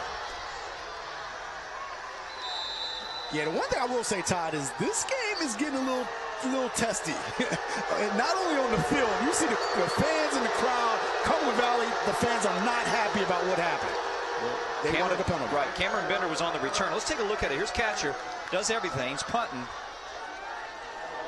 Oh. Well, now let me see. Number 11 for Cumberland Valley. That is Connor Strauss. If you're blocked into the punter or kicker, then that's not on you. Blocked into him. That was the running back. And that would be what the officials may have been indicating that he was blocked in it. Now, do I agree? I don't know. But you know, that was kind of a block into he dove, kind of blocked him in. So yeah, I can see it. But good call. Let's chalk it up for a good call. No penalty. Saladay right side, and man, oh man. Now that was a great defensive play coming up is Chase Myers. He's only a sophomore. Now, Jerome, we talked about Chase Myers before. He is 6'2", 300 pounds. Now, you cannot tell me that kid cannot be playing at the next level. And you're talking about a tackle, you know, what you want from your defensive tackles, again, is to make sure that they don't give a lot of ground. You know what I mean? And you want them to be stout in the middle, don't give a lot of ground, and be a force in the attack, and that's what they're able to do. Chase Myers coming up to make the tackle for no gain. Saladay, right side, looking for his block. He'll be tripped up. Kesher coming in to make the tackle. He had help by Kupko. We've called Kupko's name a lot tonight, too. Kupko, another kid to play at another level. Yeah, you have a lot of these kids on the field right now, these seniors, juniors, even some of the younger sophomores that are playing. You know, these kids, both of these teams are pumping out some kids that are going to play college football, you know, whether it's at the Division II level, Division III, Division II, Division I AA, and even big-time Division I. I mean, you got guys that are on the field. Nowadays, man, Pennsylvania football is pumping out some athletes from Central PA. MG on the keeper. Crossing the 35-yard line, he'll pick up the first down. Lower to his shoulder. The kid can hurt you with his feet. He's a dual threat. When you look at him, you think maybe just pocket passer, but no, the kid can run. Take a look at it again. Well, nowadays, I mean, who truly, you know, you don't see tons of pocket passers anymore. You see guys that are able to tuck it and run and give you that added dimension offensively. You know, the pocket passer that just sits back, they're an easy target. Yeah. You know what I mean? So they have to be pinpoint accurate in the passing game. The ball will be 1st and 10 on the 35-yard line. Zach Snow came up to make that tackle for Cumberland Valley. Ooh, let out. Dangerous throw. Brett Benjamin on the catch. And again, Cumberland Valley fans are going nuts again. They're thinking there was a hold there on the defender, and you're going to get a first down or close. First down wise, that it's going to be second and a little bit, but yeah, you're going to see it. Just we be get a just replay, shy of the first down. You may be able to see it where they thought maybe there was a hold here. Look at number 6. Look right there on Jake Palmer on the outside. I couldn't catch the number of Manheim Township, and you heard the Cumberland Valley fans get. That was really Xavier Roman. I thought he nuts. might be called a couple times tonight, and I think Cumberland Valley's getting on another. There's a flag down. This is going to go. Looks like that they're going to call that on Cumberland Valley. Lined up. Yeah, they're offsides. And the Boo Birds coming out. Yeah, I love the atmosphere, man. How can you not love this? High school football, Saturday night, great weather. You know, sitting up here with you, getting a chance to call the 6A championship game. It's great. Wouldn't want to be anywhere else. Nope.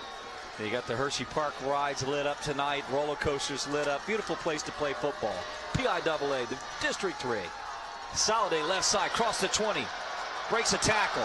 Cross the 10-yard line and was hit hard by Cupco. And there's a flag, I think. They may be calling Cupco with the flag, if I'm not They're mistaken. going to call that against Cupco. Look at the crowd. That says it all. Oh, they're into this game. They're dialed in. Cumberland Valley fans right here dialed in. I think both fans are. I mean, this has been a great game to call. That's going to go against Manheim Township. So surprise. So Cumberland Valley's crowd gets exactly what they want. And then you get a chance to see Soliday get outside. And again, they're calling what a hit by Palmer. I think they're going to call it on number 5, Xavier Roman, blocking the back. I've said a couple times that I thought he's held a couple times. Now he got a block in the back. But, you know, when you're a receiver, you're taught one thing. That's to hold your block, put your jersey on somebody else's jersey, and that's hold called your a start block. And start block. It's called a start block. And you're taught how to block defensive backs. You got to get out on them. Square your shoulders. And it's about your feet. It's more about your feet and feet placement. And you got to get out on them and make sure you get in between them and the ball carrier. First and 9 on the 20. Benjamin across the 15. McCoy comes up to make the tackle for Cumberland Valley. And I think we're going to have a lot of really, really big hits in this game because there's, I mean, for our big hit segment that we have to do. This has just been a great game when you talk about defense. I mean, physical. Absolutely physical. This is a championship game, and it's been billed that way, and you see the playing out on the field. These guys are playing tough football, Central PA football. It'll be second and about 2 on the 13 for Manheim Township, knocking on the door. Trip receivers left, a single receiver right. Give to Soliday. Not much for him. Now, Manheim Township, that was the first penalty on them all night tonight. I don't know how many people were watching and knew that. 1 penalty against them tonight. Yeah, I mean, they've been playing a clean game according to the officials. And again, you get a good look at that offensive line. I mean, these guys are like a small college offensive line. Really you get a look at them. Some big horses up front leading the way. But again, this Cumberland Valley defense has not been easy to run on. So it'll be 3rd and 2 from the 13. Big 3rd down. And this is 4 down territory. We've seen Coach Evans go for it 20 yards back. MG threads a beautiful pass on the slant, across the 10. What a catch. Let's talk about that catch by Ridley. Pulls that in, uses his hands, gets his eyes on the ball, and brings it in. Very good ball by by MG, just threads it in. And we talk about going to Harvard, and the Ivy League football is really good football. Let's not say just because this school is about academics that they can't bring it football-wise. Those kids are student athletes at its core. They go up to Harvard, Yale, and some of those other programs, and they have some good football. Yep. Hilton Ridley had to, not only you have to catch it on the middle in traffic, and you know Cumberland Valley likes to bring the wood, man. I tell you what, held on concentration, great catch, 1st and 4. From the 4-yard line. This will be a big score for Manheim Township if they can get in the end zone. Direct snap to Soliday. And Jake Palmer coming up to make the tackle for Cumberland Valley. Palmer, sure tackler. He comes up, sets the edge, and that's what you want to do. Make sure you push everything inside. He comes up, make a solid play. Soliday, 19 carries tonight. Man, that's workhorse night. Look at his 3rd quarter, just Down to a minute 20 in the third quarter. Time just flying by. Well, that's what happens when you run the ball. No doubt, running the no ball, doubt. and you've seen Manheim Township has just kept this drive going. They had a big drive right after the half, and you see this drive coming back as well. You got McCoy over here. Single on Ridley. And blowing up the play. Christian Eriksen, you wondered when he was going to make that big play. I told you, when he is in his zone and a little bit showboatish, right on the edge, is when you see him play his best football, and you see him explode through the line, unblocked, comes right up, makes contact. That's what you want from a linebacker. Big game. This is that game, that film that you need to send to some schools because he's balling today. And Matt Wetzel was doing all he could to try to get a body on him. It was too late. 3rd and 9 from the 9. MG pressure, steps up, incomplete. Cumberland Valley's crowd loves what they see. Zach Snow on the coverage. Great coverage. 4th and 9. That was very good coverage. And again, that defense got real stingy as Manheim Township got closer and closer to the end zone. Well, they're gonna bring Romberger on again from 26 away. Rodenberger. He's a junior.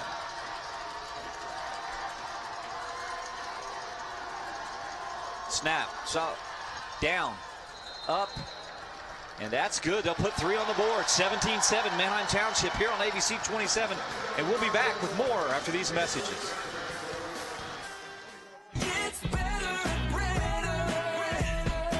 The Brenner family of dealerships gives you better pricing, better customer service, better selection, and a better service department for the life of your vehicle. We'll show you how at Brenner Chrysler Jeep, Brenner Nissan, and Brenner Pre-Owned. The Brenner family of dealerships on the Carlisle Pike, Mechanicsburg, and on Paxton Street, Harrisburg. 24/7 at BrennerFamily.com.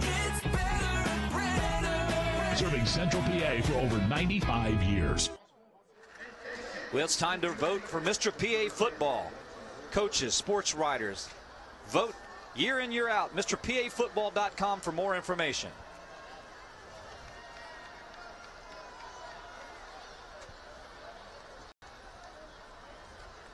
Well, welcome back. 21 seconds here right before third quarter. Let's go down with Charlie Forty of High School Sports Live. Charlie? Now, the sideline for Cumberland Valley is dead. Although that was a good defensive stand, up 10 now with that field goal. It looks like Cumberland Valley's going to have to score early. This is a slow-moving game, and a 10-point lead seems like a 30 or 40-point lead in any other game, but it's not very energetic down here on the sideline. Cumberland Valley's going to have to pick it up if they're going to win this game. All right, Charlie, thank you. Manheim Township 17-7 on a 26-yard field goal by Rodenberger. They brought him on from 33 away. He missed it a little bit wide left, and that's confidence, Mark Evans, in his kicking staff here. Palmer right side across the 35, call it the 37. That last drive was very impressive. 12 plays on 39 yards, 5 minutes chewed up. And again, want to give a shout out to those watching at home, whether it's online or on TV. Kobe Scherer, Bobby Rush, or Bobby Bush, Steve Runyons, Tom Carmo, Gary Edwards in New York, Pamela Howard. Thanks for tuning in, and I'm glad you guys are watching the game, and I hope you're getting a treat at home. And we got Ontario, Canada checking us out, which is great. Flashing toward the top. Beautiful play. Again, we've talked about it. Charlie Ketcher, when he gets into the secondary in Virgin, he is dangerous. Plessinger hooking up. And what did I tell you? I mean, I'm going to him. I'm getting the ball into his hands. And I think the coaching staff for Cumberland Valley, we're on the same page on this one. Do a play action, get your big guy. Hey, if he's one-on-one, come on. He's one-on-one. He's 6'2". He's big time. You go to him. At halftime, we even Mr. Fortney told us about it. He's down there. He saw Charlie sitting there saying, "Yo, I want the ball. Give me the ball." Look what happens when you give him the ball. 42-yard click up, and that'll be the end of the third quarter. Cumberland Valley knocking on the door. Let's go to Charlie Fortney's interview with Dr. Bixler. Charlie? High school. Guys, I'm with Dr. Brian Bixler from OSS Health. OSS Health has not only supported High School Sports Live all year, but one of the key schools that they support is the Cumberland Valley Eagles football team. Their third straight year, the District 6A Finals. Dr. Bixler, let's step out of the doctor box a second. You were a Cedar Cliff football player, Maryland football player. It must be proud to see these young men that you've supported in the training room all year here enjoying this opportunity. What's your perspective on that? You know, they're nervous, but they're excited. And this is the third year for them. And I think they have a very good chance tonight. Talk about the leadership on this team from Charlie Cashmere. Talk about his leadership and what you've seen and how that's impacted this team. Well, he's excited to watch. He's like a one-man highlight film. It's also fun when he's not in to see a bunch of other guys step up and that you weren't expecting. They do a very, very nice job. All right, you were a player at Maryland, at Cedar Cliff.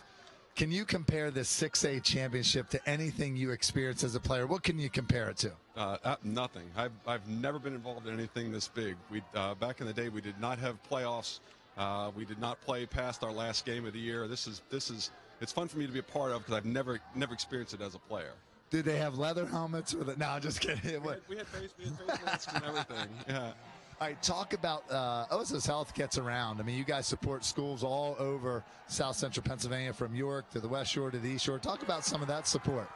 We're primarily responsible for about 20 high schools now, and it's a lot of fun. We take care of schools that are, as big as they get with Cumberland Valley.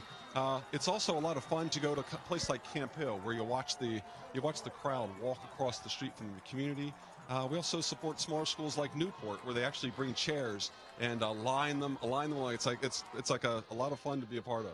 And a lot of presence down in the York area. Plessinger, after a 46-yard hookup to Charlie Catcher, setting up a touchdown strike to Cole McCoy. Point after. Cumberland Valley back on the board that quickly. Holds down, kick is up, and it's good. 17-14. Plessinger did not take any time to waste, and he went to Catcher, for 46, and hooks up to Cole McCoy from 22 yards out. And Hurst just falls down. He slips on the play.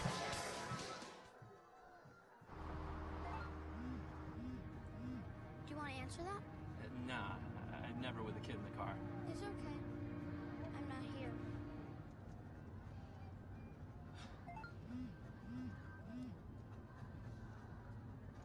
I'm there.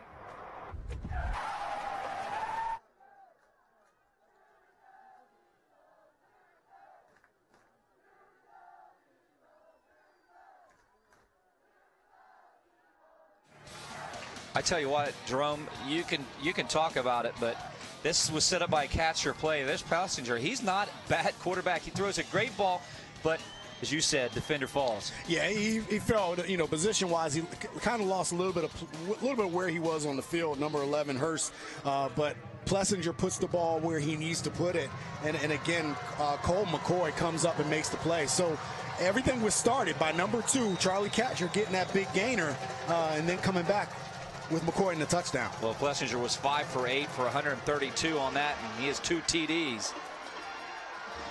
Saladay looking for something across the 20-yard line. Cumberland Valley's got to get tight here. Good special teams play. I tell you, this is fun, isn't it? This game is what it was built up to be. When you get to a championship game, we see in some of these other championship games, I mean, we just saw Middletown just put a foot in somebody's head, for their championship again, and Still High is rolling right now. And these teams are going through and just blowing teams out. But I tell you what, when you get these two, mega, power teams coming at each other, man, just good, solid football, good old, Central PA football, big school football, and they have not disappointed at all. 2 plays, 66 yards, only 27 seconds to put that strike right back, and they needed it. It came back after a 26-yard field goal by Rottenberger from Manheim Township, and 2 plays struck 46 yards to Catcher. Saladay, right side. He has been a workhorse, over 20 carries tonight. And again, they have to feed him. Get him active. That's a 6-yard gain on first down. You'll take that any day. Oh, yeah. So it'll be 2nd and 4 from the 28. Winner plays Pine Richmond, who defeated State College 49-21.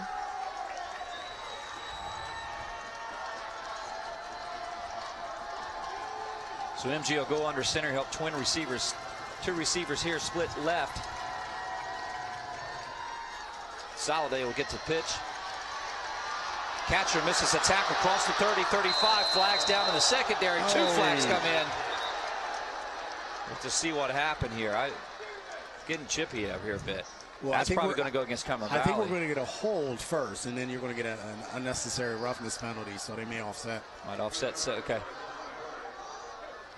Let's go down and get the call.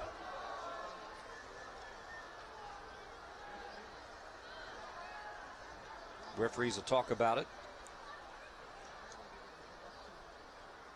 And again, you want your guys to play tough, but they have to keep their head.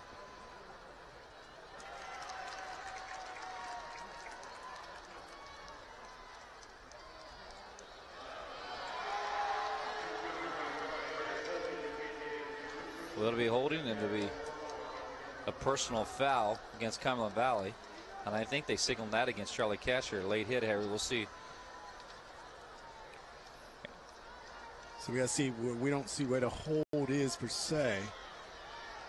But then this is where the hit. It's Cupco. Yeah. Cupco late. And he gave himself up. Yeah. I mean, he gave himself up big time on that play. I mean, and they're going to assess that penalty.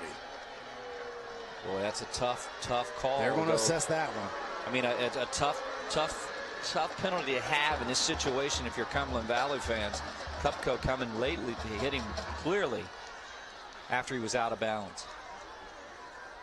It'll be 1st and 10. The ball will be on the 39. So the holding penalty is, kind of negated there, and it's the personal foul that sticks.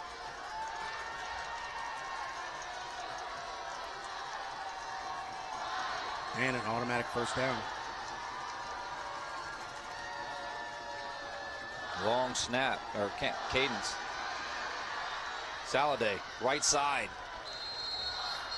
And you see what Manheim Township is doing is an unbalanced line. They have a tackle over on the other side, so you have an extra offensive lineman on the side you're running to, and that gives you a little bit more power up front to run behind those hogs. And again, now we're in 2nd down and 4, gain of 6 on 1st down. So if Manheim Township can continue to do that, protect the ball, they'll grind this clock down by getting 1st downs. Stone Hoffman on the tackles. So on that defensive side, Federhoff and Whitmer and Huffman and Cupco and Arrington. Gut check time for Cumberland Valley. 2nd and 4, ball on the 45, right side. Saladay, nothing. He ran into Federhoff and Whitmer and Huffman. Again, the defense for Cumberland Valley, Arrington is there on the play. Again, he's all over the place. This has to be a very good game for him. And we talked about what he needed to do early in the game, and he's showing his worth here for Cumberland Valley from that defensive position. So it'll be 3rd and 3 from the 46. 9:47 to play. Cumberland Valley looking for a stop.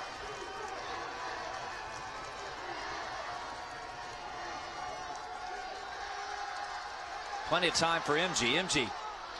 Go to Saladay across the 45, across the 40, picking up a lot of yardage.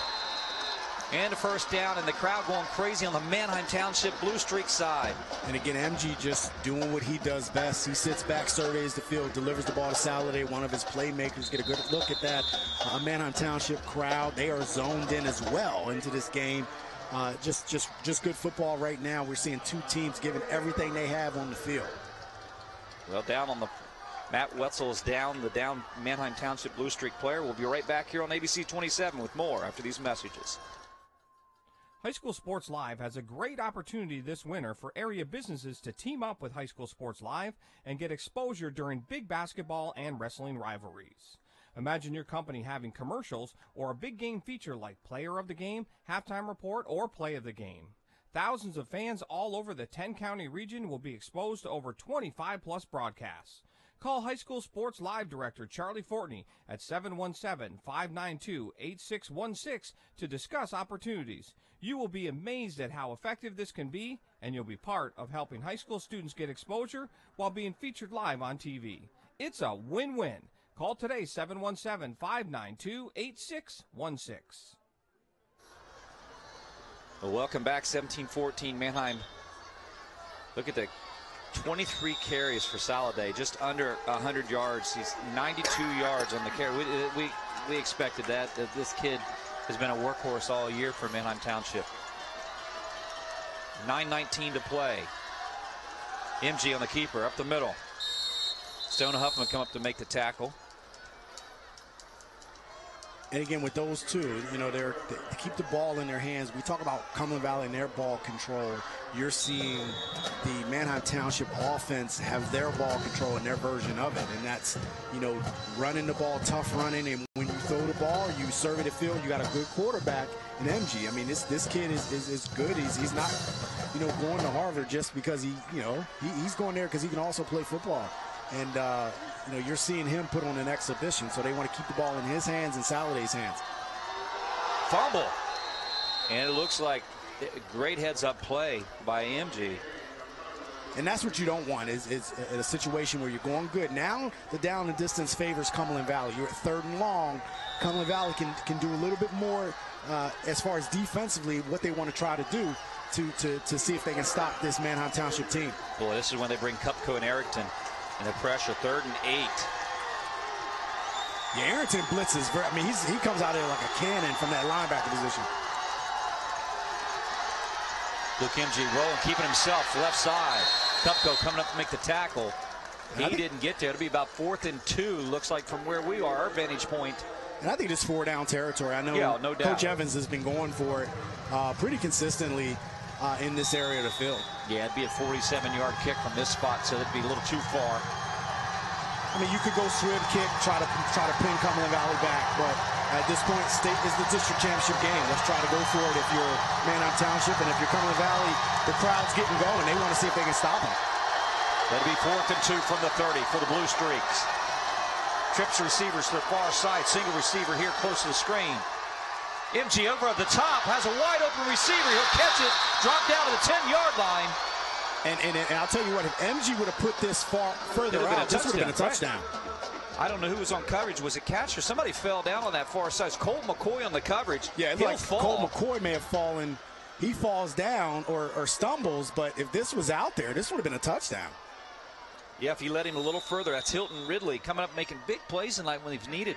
1st down and 10 from the 10-yard line. I don't know what happened there. Colt McCoy, I mean, it was single coverage on that far side, and MG knew he had his receiver.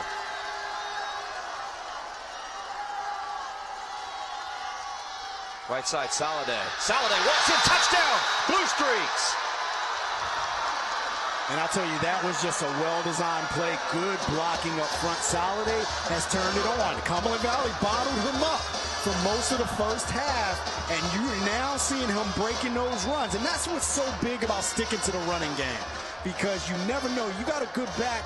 You never know. You keep on plugging away at it until you bust something big, and that's what you saw Saladay get into the end zone. Josh MG come up to make a great play, number 33. Great block on that play. Point after is down. Saladay with the hold, and the kick is up and good from Rodenberger. 24-14. Manheim Township goes up 10.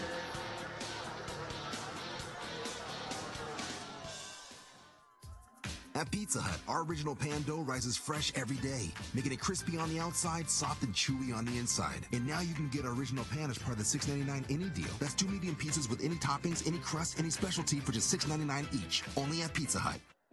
Every day, we pride ourselves in what we do. Hard work is put into every pre-owned vehicle we put on the road. We make sure they are all safe and reliable for your peace of mind. Your real value comes from the Hoffman name and the people that stand behind it. So if you're in the market for a pre-owned vehicle, just call me, Ryan. Well, welcome back. Manheim Township up 24-14. Saladay, excuse me, took it into the end zone from 10 out. And right now, you've seen that Charlie Cashier has been in single coverages all night. You wonder if they're going to try to strike fast at Cumberland Valley when they get the ball back here. Go to his side. Jerome? Yeah, I mean, at this point, you know, get the ball into playmakers' hands. Don't forget Palmer, though. Palmer can bust it open. Everything's still at your disposal. But you're talking about big play. Charlie Catcher has been unguardable at this point. So I'm going, especially if Manheim Township comes out defensively and they are not doubling him in some way. I mean, I'm going up. I mean, he's 6'2". He can go up and get any ball you throw up there. And if he's being guarded by a 5'10" guy, you're going to him. 10 plays. Oh, Huffman, man, I don't know if you want him picking it up. But you got time. It's 6:50. You're down 10. You know, you got it. At some point, you got to get a quick score, whether it's this drive or the next drive. You have to get a quick score. So, again, you have the playmakers that can do it. This is one of those situations where you may want to throw something at Manheim Township that they haven't seen or they haven't scouted. Because throughout the season, you're adding new stuff all throughout the season. And then when the wing T offense, everything builds off of everything else. So you can add some stuff and throw some stuff that hasn't been seen yet. And then that may be what you want to try. Not necessarily trickery per se, because trickery can be the other way in disasters, but something different. That was a 10-play drive by Manheim Township to shoot up 5 minutes off the clock. Plessinger to Cashier. Cashier trying to get out of bounds, crossing the 40. And again, we see a really nice swing pass to Catcher. He got some blockers in front, able to get close to the first down. A nice play for them for Cumberland Valley. So you keep it up. Keep the ball. I like how Catcher is being fed. He's being fed. But again, you have some other guys too. You've gone to Catcher a lot now. You can bust Palmer loose if you get a chance. Don't forget about Huffman and Big Stone Huffman in the They got players all over the field, man. This is a talented offense. At the tight end position on Huffman, we'll see Plessinger looking downfield, going over the top to Cashier, and he just makes play after play that way. Again, I mean, you wonder if Penn State will look at this kid on the other side too. I've said it. I'm going to him every time. You have said it, Jerome. If you're going to one-on-one him, I'm going to go to him every single time. If you're one-on-one, man-to-man, 5'10" guy defending him, I'm throwing the ball to him. I'm going to make Manheim Township go to a double team on that. There's no reason to do anything differently. Reese Bender was on the coverage. 1st and 10 Again, from the 23. I'm going to him right now. Single receiver. I'm going to him. Single coverage on Cashier on this far side. Plessinger. Looks like he's rolling left. They're going to swing the full. That's Palmer crossed the 15. I'm sorry, the 25. And that was a complete pass. Now they looked at. He didn't even look Charlie Cashier's side. The whole design play was to roll him left, and they brought Palmer across. He was on the post. Inside leverage, big body in the post. He can get that. Ball on 23. I mean, they have a lot of faith in their corners to keep playing a one-on-one like this. Plessinger. Over to Cashier, across the 20-yard line. He'll be drugged down by Reese Bender. Yeah, I mean, Bender has a task, man. I mean, he has a task on him. He is manned up pretty much all game, one-on-one with Charlie Catcher, and Catcher's having a big game. And again, you can see when Cumberland Valley is going. I mean, they're going to him. So, you know, you got to rise to the occasion. You know what I mean? It's 24-14. You're up. The opportunity to get your first district title against a perennial powerhouse in District 3, 6A. Hey, you got to play. 1st and 5 from the 18, Cumberland Valley. Plessinger give to Colt McCoy. McCoy across the 15-yard line. Coming up to make the initial tackles, Chuck McCullough. And then Riley Morgan also came up, made a play number 9 from his defensive back position. 2nd 7, 5:23 time flying by if you're a Cumberland Valley Eagle fan. He's 2nd and 7. Plessinger going over to Coach Whitehead to get the play off the field. Manheim Township Blue Streak crowd coming alive, getting behind their defense, who's done arguably a really good job tonight. Plessinger steps up to the pocket, throws it, almost picked off. It was picked off. Wow. Wow. And look at that, number 10. You talk about making a big play. Number 10, Reese Bender makes the play he needed to make on the goal line, practically. I mean, at the 1-yard line, a big pick by this young man. Again, everything's set up. They're going to Catcher. This time, Hey, this time you see Manheim Township had a man under. They had Saladade underneath who makes the play. He makes the initial play, and the pick party starts. He makes the initial play, and beautiful defensive effort on that play by number 10, Bender, staying with the ball. So good play by Manheim Township, but the game's not over yet. It'll be ball will be spot on the 1-yard line. 1st and 10 from their own 1. Oh, Cumberland Valley's going to jump. Going to give him a little bit of room to get out of the end zone. And that was good coaching. That's exactly what Coach Evans wanted to do, was get a little bit of breathing room. It'll be offsides. Cumberland Valley. So the ball will be spot on the 6-yard line, giving him room. Now you understand this. Manheim Township haven't had an opportunity to be in the district, win the district championship game.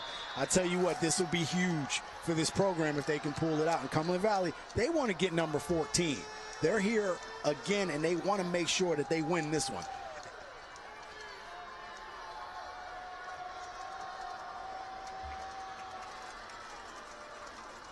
Saladade right side. Saladade breaking a tackle or two, picking up good yardage. He's gotten stronger as the game has gone on. He has definitely gotten stronger. On both He's sides over 100 of the ball. yards. Both sides of the ball. Saladade's having a really good game. He never comes off the field. 5'11", 190 pounder. He is really playing. And as you've seen, as we've gotten closer into the 4th quarter, he has gotten a burst of energy, and good backs, that's how it is. You can hurt from the pain of the game later. Right now, your adrenaline's pumping, and you're trying to win this game, your first ever district title. You try to pull this out, and he's playing lights out football right now. Number 1, Manheim Township. He picked up another 6 on the play. The ball at the 12-yard line, 1st and 10. MG taking his time, gives Saladade. Saladade. Erickson will come up to make the tackle. And also you see Charlie Catcher, number 2, he's on the play as well. 2nd and 10, 4:08.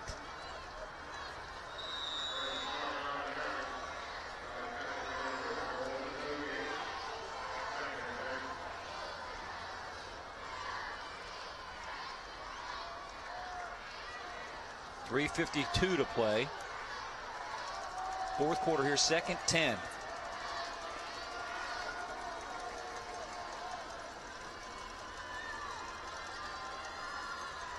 Give to Saladade. Saladade left side. Skipping across the 20.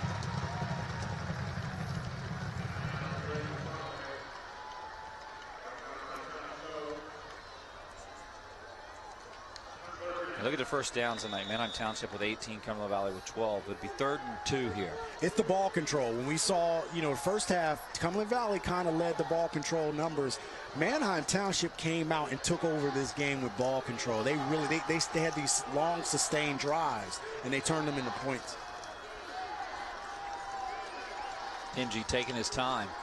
Long cadence.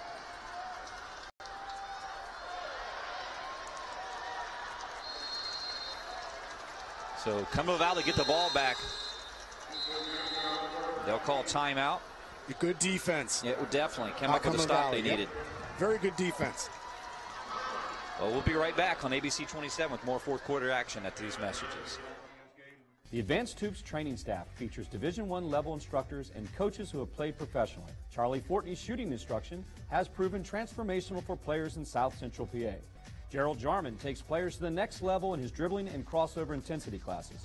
Archie Smith teaches intense speed and agility and is very motivational. 6'9" Duke McCamey is excellent at teaching young post player technical skills around the basket. Over 30 years of Division I and professional experience. It doesn't get any better than that. Welcome back. It'll be 4th down. Cumberland Valley Eagle band trying to get behind these Eagles, down 10. Manheim Township will have to punt. Cumberland Valley will get it back. Catcher will be back to receive.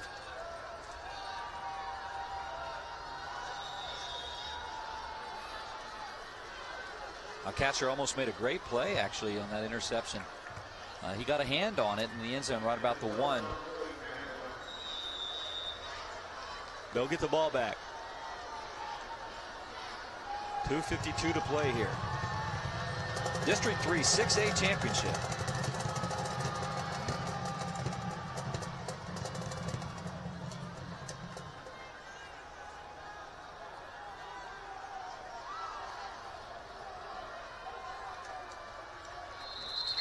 They came in and tried to draw Cumberland Valley offsides. Manheim Township Blue Streaks did, and now.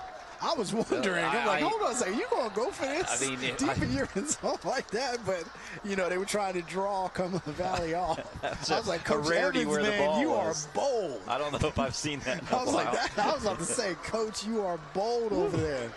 I mean, I sit there. I went to silence there for a second, going, man, if you're looking, I tell you what, I would not want to jump off sides if I played on the Cumberland Valley side. No. Man, you'd have to face that coaching staff.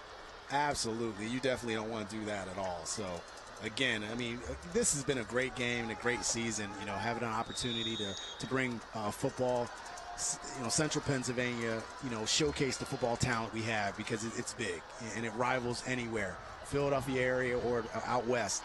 Central PA football is good football at every level. Catcher back to receive the punt. Cumberland Valley have 2:50 to play.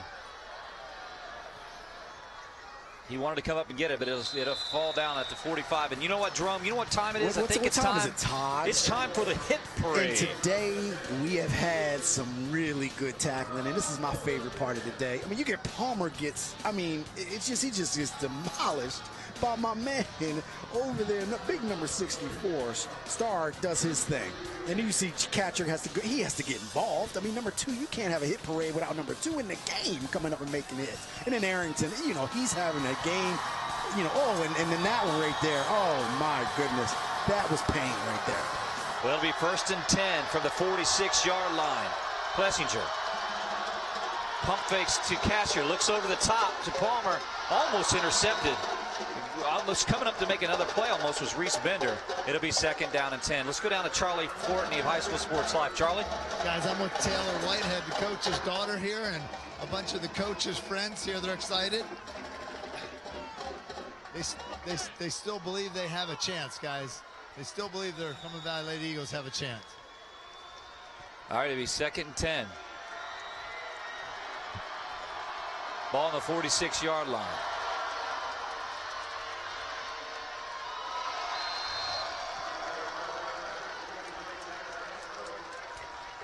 And again, Cumberland Valley, 2:26 left in the game. They're definitely going to try to see what they can do to get downfield quickly. Plessinger's last pass to Snow is complete. Colt McCoy across the 40-yard line, across the 35. Cumberland Valley looking to strike quickly. Yeah, that no huddle gives you an opportunity to really do what you need to do. Call plays, get the defense off balance, and try to get upfield very quickly. And that's what you see. Plessinger, this is a wing team. They're going to a no-back set with your quarterback, Plessinger. So you're seeing the diversity that he's able to do from his quarterback position. So Cumberland Valley will call timeout. 2:13 to play.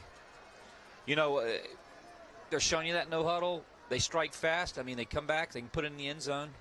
There's time. There's time to put it behind your defense. Definitely. And again, you're seeing them execute it pretty well. This isn't something that, you definitely want to spend some time on it in practice, but, you're not doing this constantly. So, right. So again, you're seeing some good execution from this team and from Cumberland Valley trying to get downfield and get some points.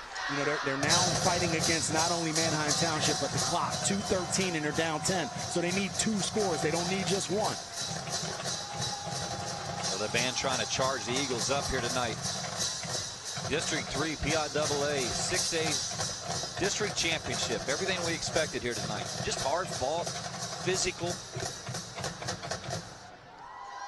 All right, it'll be 1st and 10 from the 33 for Cumberland Valley.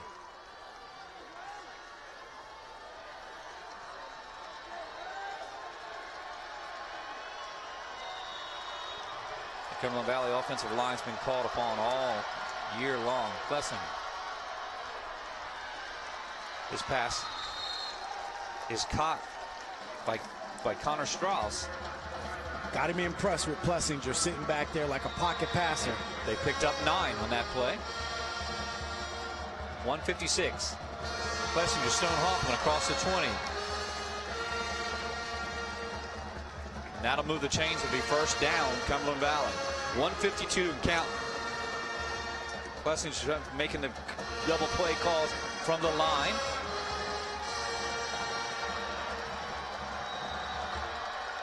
Now keep an eye on those 2 deep safeties for Manheim Township. Plessinger had his receiver, and a flag will be called. That'll be pass interference. It's going to go against the Blue Streaks, and that Cameron Hurst will be called and signaled on that. Jake Palmer, he knocked Palmer down, the receiver. He had him.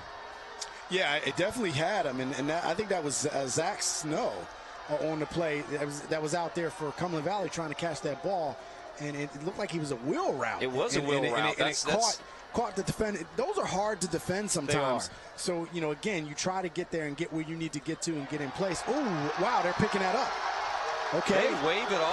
Help me out with that, Todd. What's going on? They wave off the penalty right here. I mean, Hurst come in a little early. I mean, I don't know if that's a call initially, but I mean, for them to call it and then revert, that's where the difference is. Is that a no call from the jump, I would have been a little more okay with.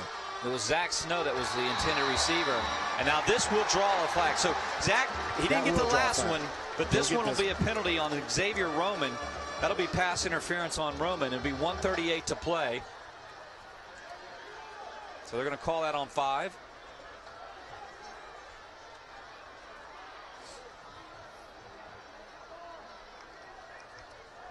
And I'll tell you, Cumberland Valley fans, they've been hot at this game. I mean, there are a couple of penalties. I mean, there are a couple of penalties that were definitely they're looking at like, hey, what's going on? What's going on? That's right. But this one, I think they got this one right. Now you look at it in slow motion. That was pretty good defense. I mean, you love defense. I don't know. I ain't see that. Hold on a second. That was good defense right there. If that's called against you and you're playing days, you're going, what are you talking about? You got to be kidding. We're not dancing. This is football. Blessinger, Snow, crossing 3-yard line. They're going to have to hurry up. 1:32 to play. Now they're going to call. Cumberland Valley's going to call timeout. That's probably good. Here's your penalties. Manheim Township had 3 for 30. They didn't get their first penalty to the second half. Cumberland Valley's been signaled 6 for 50. I thought it was more than that. It seems like it's been a lot of flags. There's been some pickups on flags. Right. Anyway, it'll be 2nd and 3 from the 3 with 1:27 to play here. It's by no way, shape, or form over. Now, if you're Cumberland Valley and you put it in here, let's talk special teams. You're going to go onside kick, bring your hands? Oh, you have no choice at this point. Yes, you definitely want to go onside kick and see if you can get the ball back, and you put everything on it. Your goal there is try to get the ball back as soon as possible. So no playing around, man. You just got to go get it. Well, Manheim Township, if they can't hold here, they'll come back. They'll have to have their hands team on, as Cumberland Valley will probably do try an onside kick. But again, the first thing you have to do is score first, and you score quickly. And again, this defense has done pretty good. I have been impressed with Cumberland Valley's 2-minute offense. I mean, they've really gotten downfield pretty quickly. Really good throws for Plessinger. He sat back, looked very comfortable back there. All night they've had an advantage with Cashier being just physically strong and big, and a physical matchup hard to defend. Catcher will get the ball. Catcher going across. Catcher will score a touchdown for Cumberland Valley. And that's what you want if you're Cumberland Valley. Now you get the extra point. Try to get a onside kick. 1:22 to play. Catcher from 3 yards out. Catcher will score. And Cumberland Valley down 4. Now again, Cumberland Valley, I believe, will have 1 timeout remaining. So if they can't get the onside kick, they can only stop the clock 1 time. Kissinger with the kick. Plessinger with the hold. It's up and it's good. 24-21. And we'll be back with more on ABC 27 after these messages.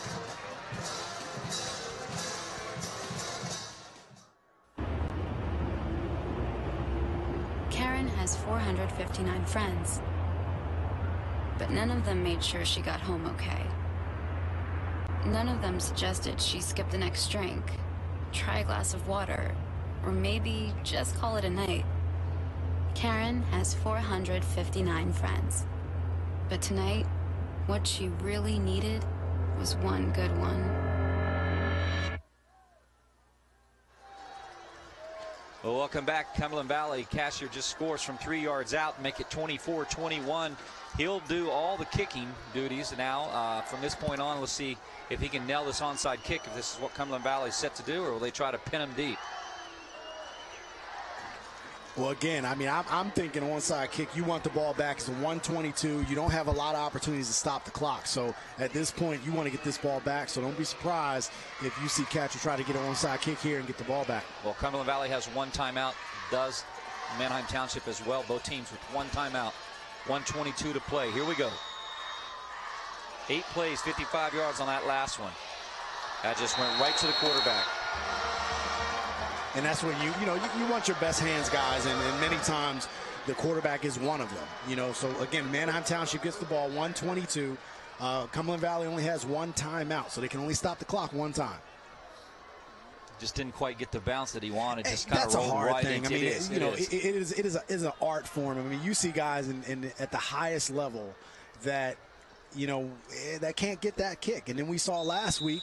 Where Governor Mifflin pulled it off against Harrisburg, and it was a beautiful onside kick. I mean, that time down 14-7, right? So it's one of those situations that is not practiced tons, and it's an art form, man. It's a really, really skilled thing. People, it's a play doesn't get the credit that it deserves sometimes. So what Plessinger did tonight, 14 for 20 for 226 yards and 2 TDs for Cumberland Valley. Saladay picking up big yardage, moving the chains. Cumberland Valley will have to schedule their last timeout. And that's what you want to do. Just plenty of Saladay at this point. Absolutely. With 116. I mean, Saladay has had a monster game today. He's come out and really done his thing, showing that he can play the game and do what he needs to do. I thought Cumberland Valley was going to take their timeout, but they don't even need to now, so Manheim Township can run this out. I guess it showed that they had a timeout on the clock. They didn't. There's no way for them to stop it. Right. So this one's going to go for their first time. Manheim Township Blue Streaks are going to have their, under Coach Evans, will have their first District 3 6A championship. And this is what they douse Coach Evans. And you see him as excited as he is. He's really done a great job with this program. Came in 2012 with a mindset and an idea of what he wanted, and he wanted championships. He wanted to win first the section championships. He wanted to be a perennial powerhouse. He's able to go into the mid-pen and play good football against them. They knocked off Cumberland Valley in the mid-pen early in the season very convincingly. And then he came in and went to the midget program, wanted to make sure his hands was all over football, and he was able to bring a championship home to this Manheim Township team. Well, look at Saladay, had 28 carries on 116 yards. I mean, Manheim Township comes and beats Cumberland Valley. Somebody who's been here has won it 13 times. And I mean, it's like, boy, to knock off the red and white of the Eagles. And what a game, and though. It's always a task.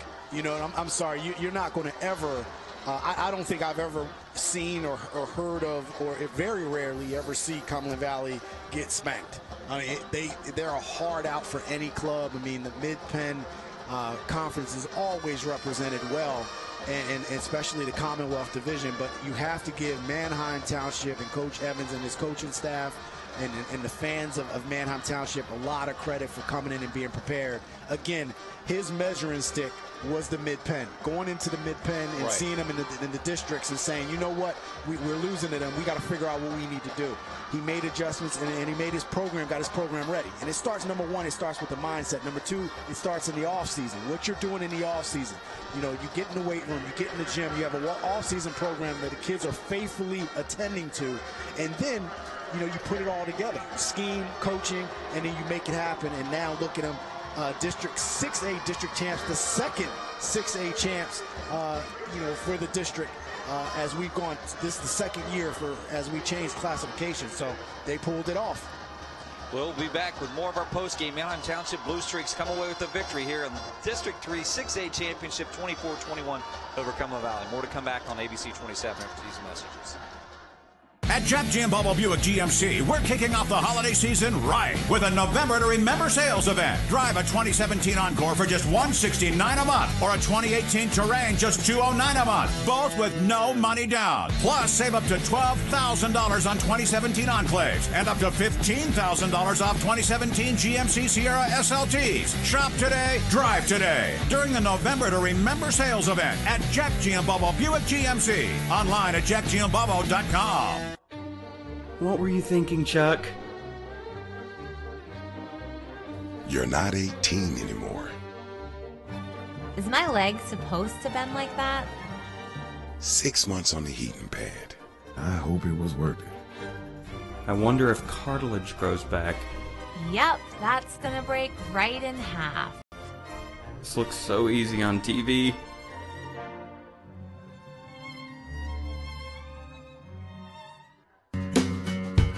Groff Tractor is your full-line equipment dealer representing Case Construction and many other leading brands, serving the total sales, rental, parts, and service needs of its customers. Groff Tractor paves the way for your projects from start to finish. With 11 locations, Groff Tractor is always close by your equipment needs. Groff also offers 24/7 field service. Groff Tractor is your #1 source for everything under construction. Welcome back to our Hoffman Ford postgame. Manheim Township comes away with their first district championship under Coach Evans. And you see the celebration that starts to happen, and for good reason and good way. And you played for Coach Evans at Shippensburg University. You know what kind of guy he is, Jerome. Yeah, I mean, he's an intense guy, great coach, man. And more importantly, one of the things I remembered about him back then in the early 90s was how he brought a fun situation to the game. And I think that was early on for him. He was early in his coaching experience. He was, getting his feet wet in coaching. And I just remember him being the guy that, always was good at calming you down, man, right. and making sure you understood that you're supposed to have fun. But you talk about knowing X's and O's. I mean, he's a Miami guy, man. He knows his X's and O's. He knows football. Well, he came by. And let's take a look at our Pizza Hut play of the game right now. And this was it right here. Plessinger had an opportunity, down 7, and he tries to go over top to Cashier. And coming up, and that was just a beautiful play. And now he'd been picked on a little bit, if you remember. He was. Reese Bender comes up with an interception on Cashier. Now they double teamed him that time. And that was a big play right there to stop a drive. And there they are, PIAA District 3 6A champions. First time, here it is, Manheim Township Blue Streaks coming away with it. That's a great picture. And our Hoffman Ford player of the game tonight will go to Grayson Soliday. I mean, this kid was all over the place with 26 carries, over 100 yards. I mean, what a workhorse experience. I mean, coming out of the backfield catching the ball. Yeah, he's a good back. I mean, you can see him at the next level doing his thing, man. He just had a really, really good game. And again, yardage early on was hard sledding, but he kept plugging at it. He kept running. He's a tough kid. And you saw he leaned on that offensive line, and he stayed true to the running game. And, I mean, that was a workhorse type of, I mean, you're going up against Cumberland Valley defense. I mean, when you're looking at some of these guys, I mean, Federhoff and Whitmer and Huffman and Kupko and Arrington, and this is tough. Let's go to our highlights of today's game. I mean, Manheim Township, Cumberland Valley, it was a war from the get-go. Right from the start, Cumberland Valley coming in 13 championships. They've been here 3 of the last 4 and looking to try to get another one, adding 14 to it, but not if Manheim Township had anything to do with it. And they came out, and boy, did they bring the fans tonight. Their fans were behind them. That was like the 13th extra player, the 12th player that they would need.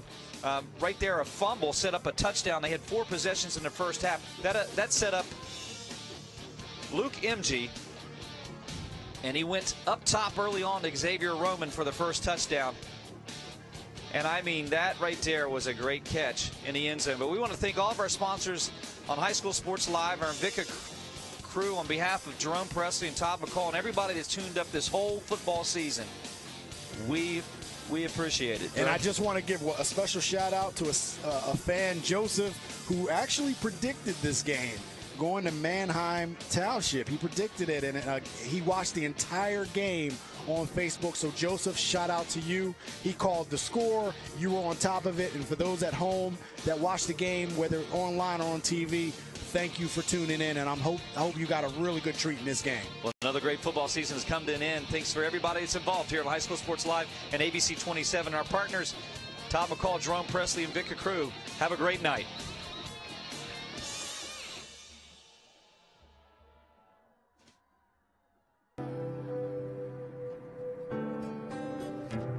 Man to man, from here on out. Man to man, from here on out.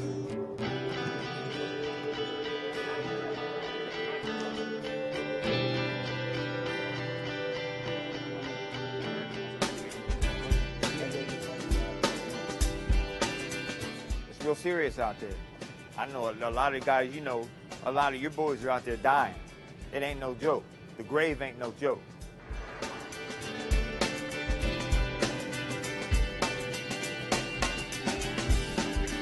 I hear the window, thought it's your voice I heard. I feel the raindrops are falling, I see the tears you shed. My mind is constantly... My name's Joel Delgado. I've been here for about 2 years already. This program has really helped me through a lot. Home, out of streets, basketball. Taught me how to be a better player, a better person. Helped me be a better man at home. I help my parents around the house now. Less disrespect at home.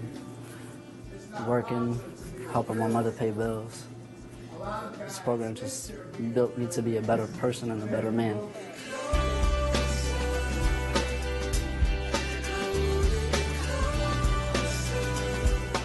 The director, he came to me asking that I want to come and join this program, and I seen him at the Boys and Girls Club because I work there, and he told me about the program and what it's worth. It's a great combination.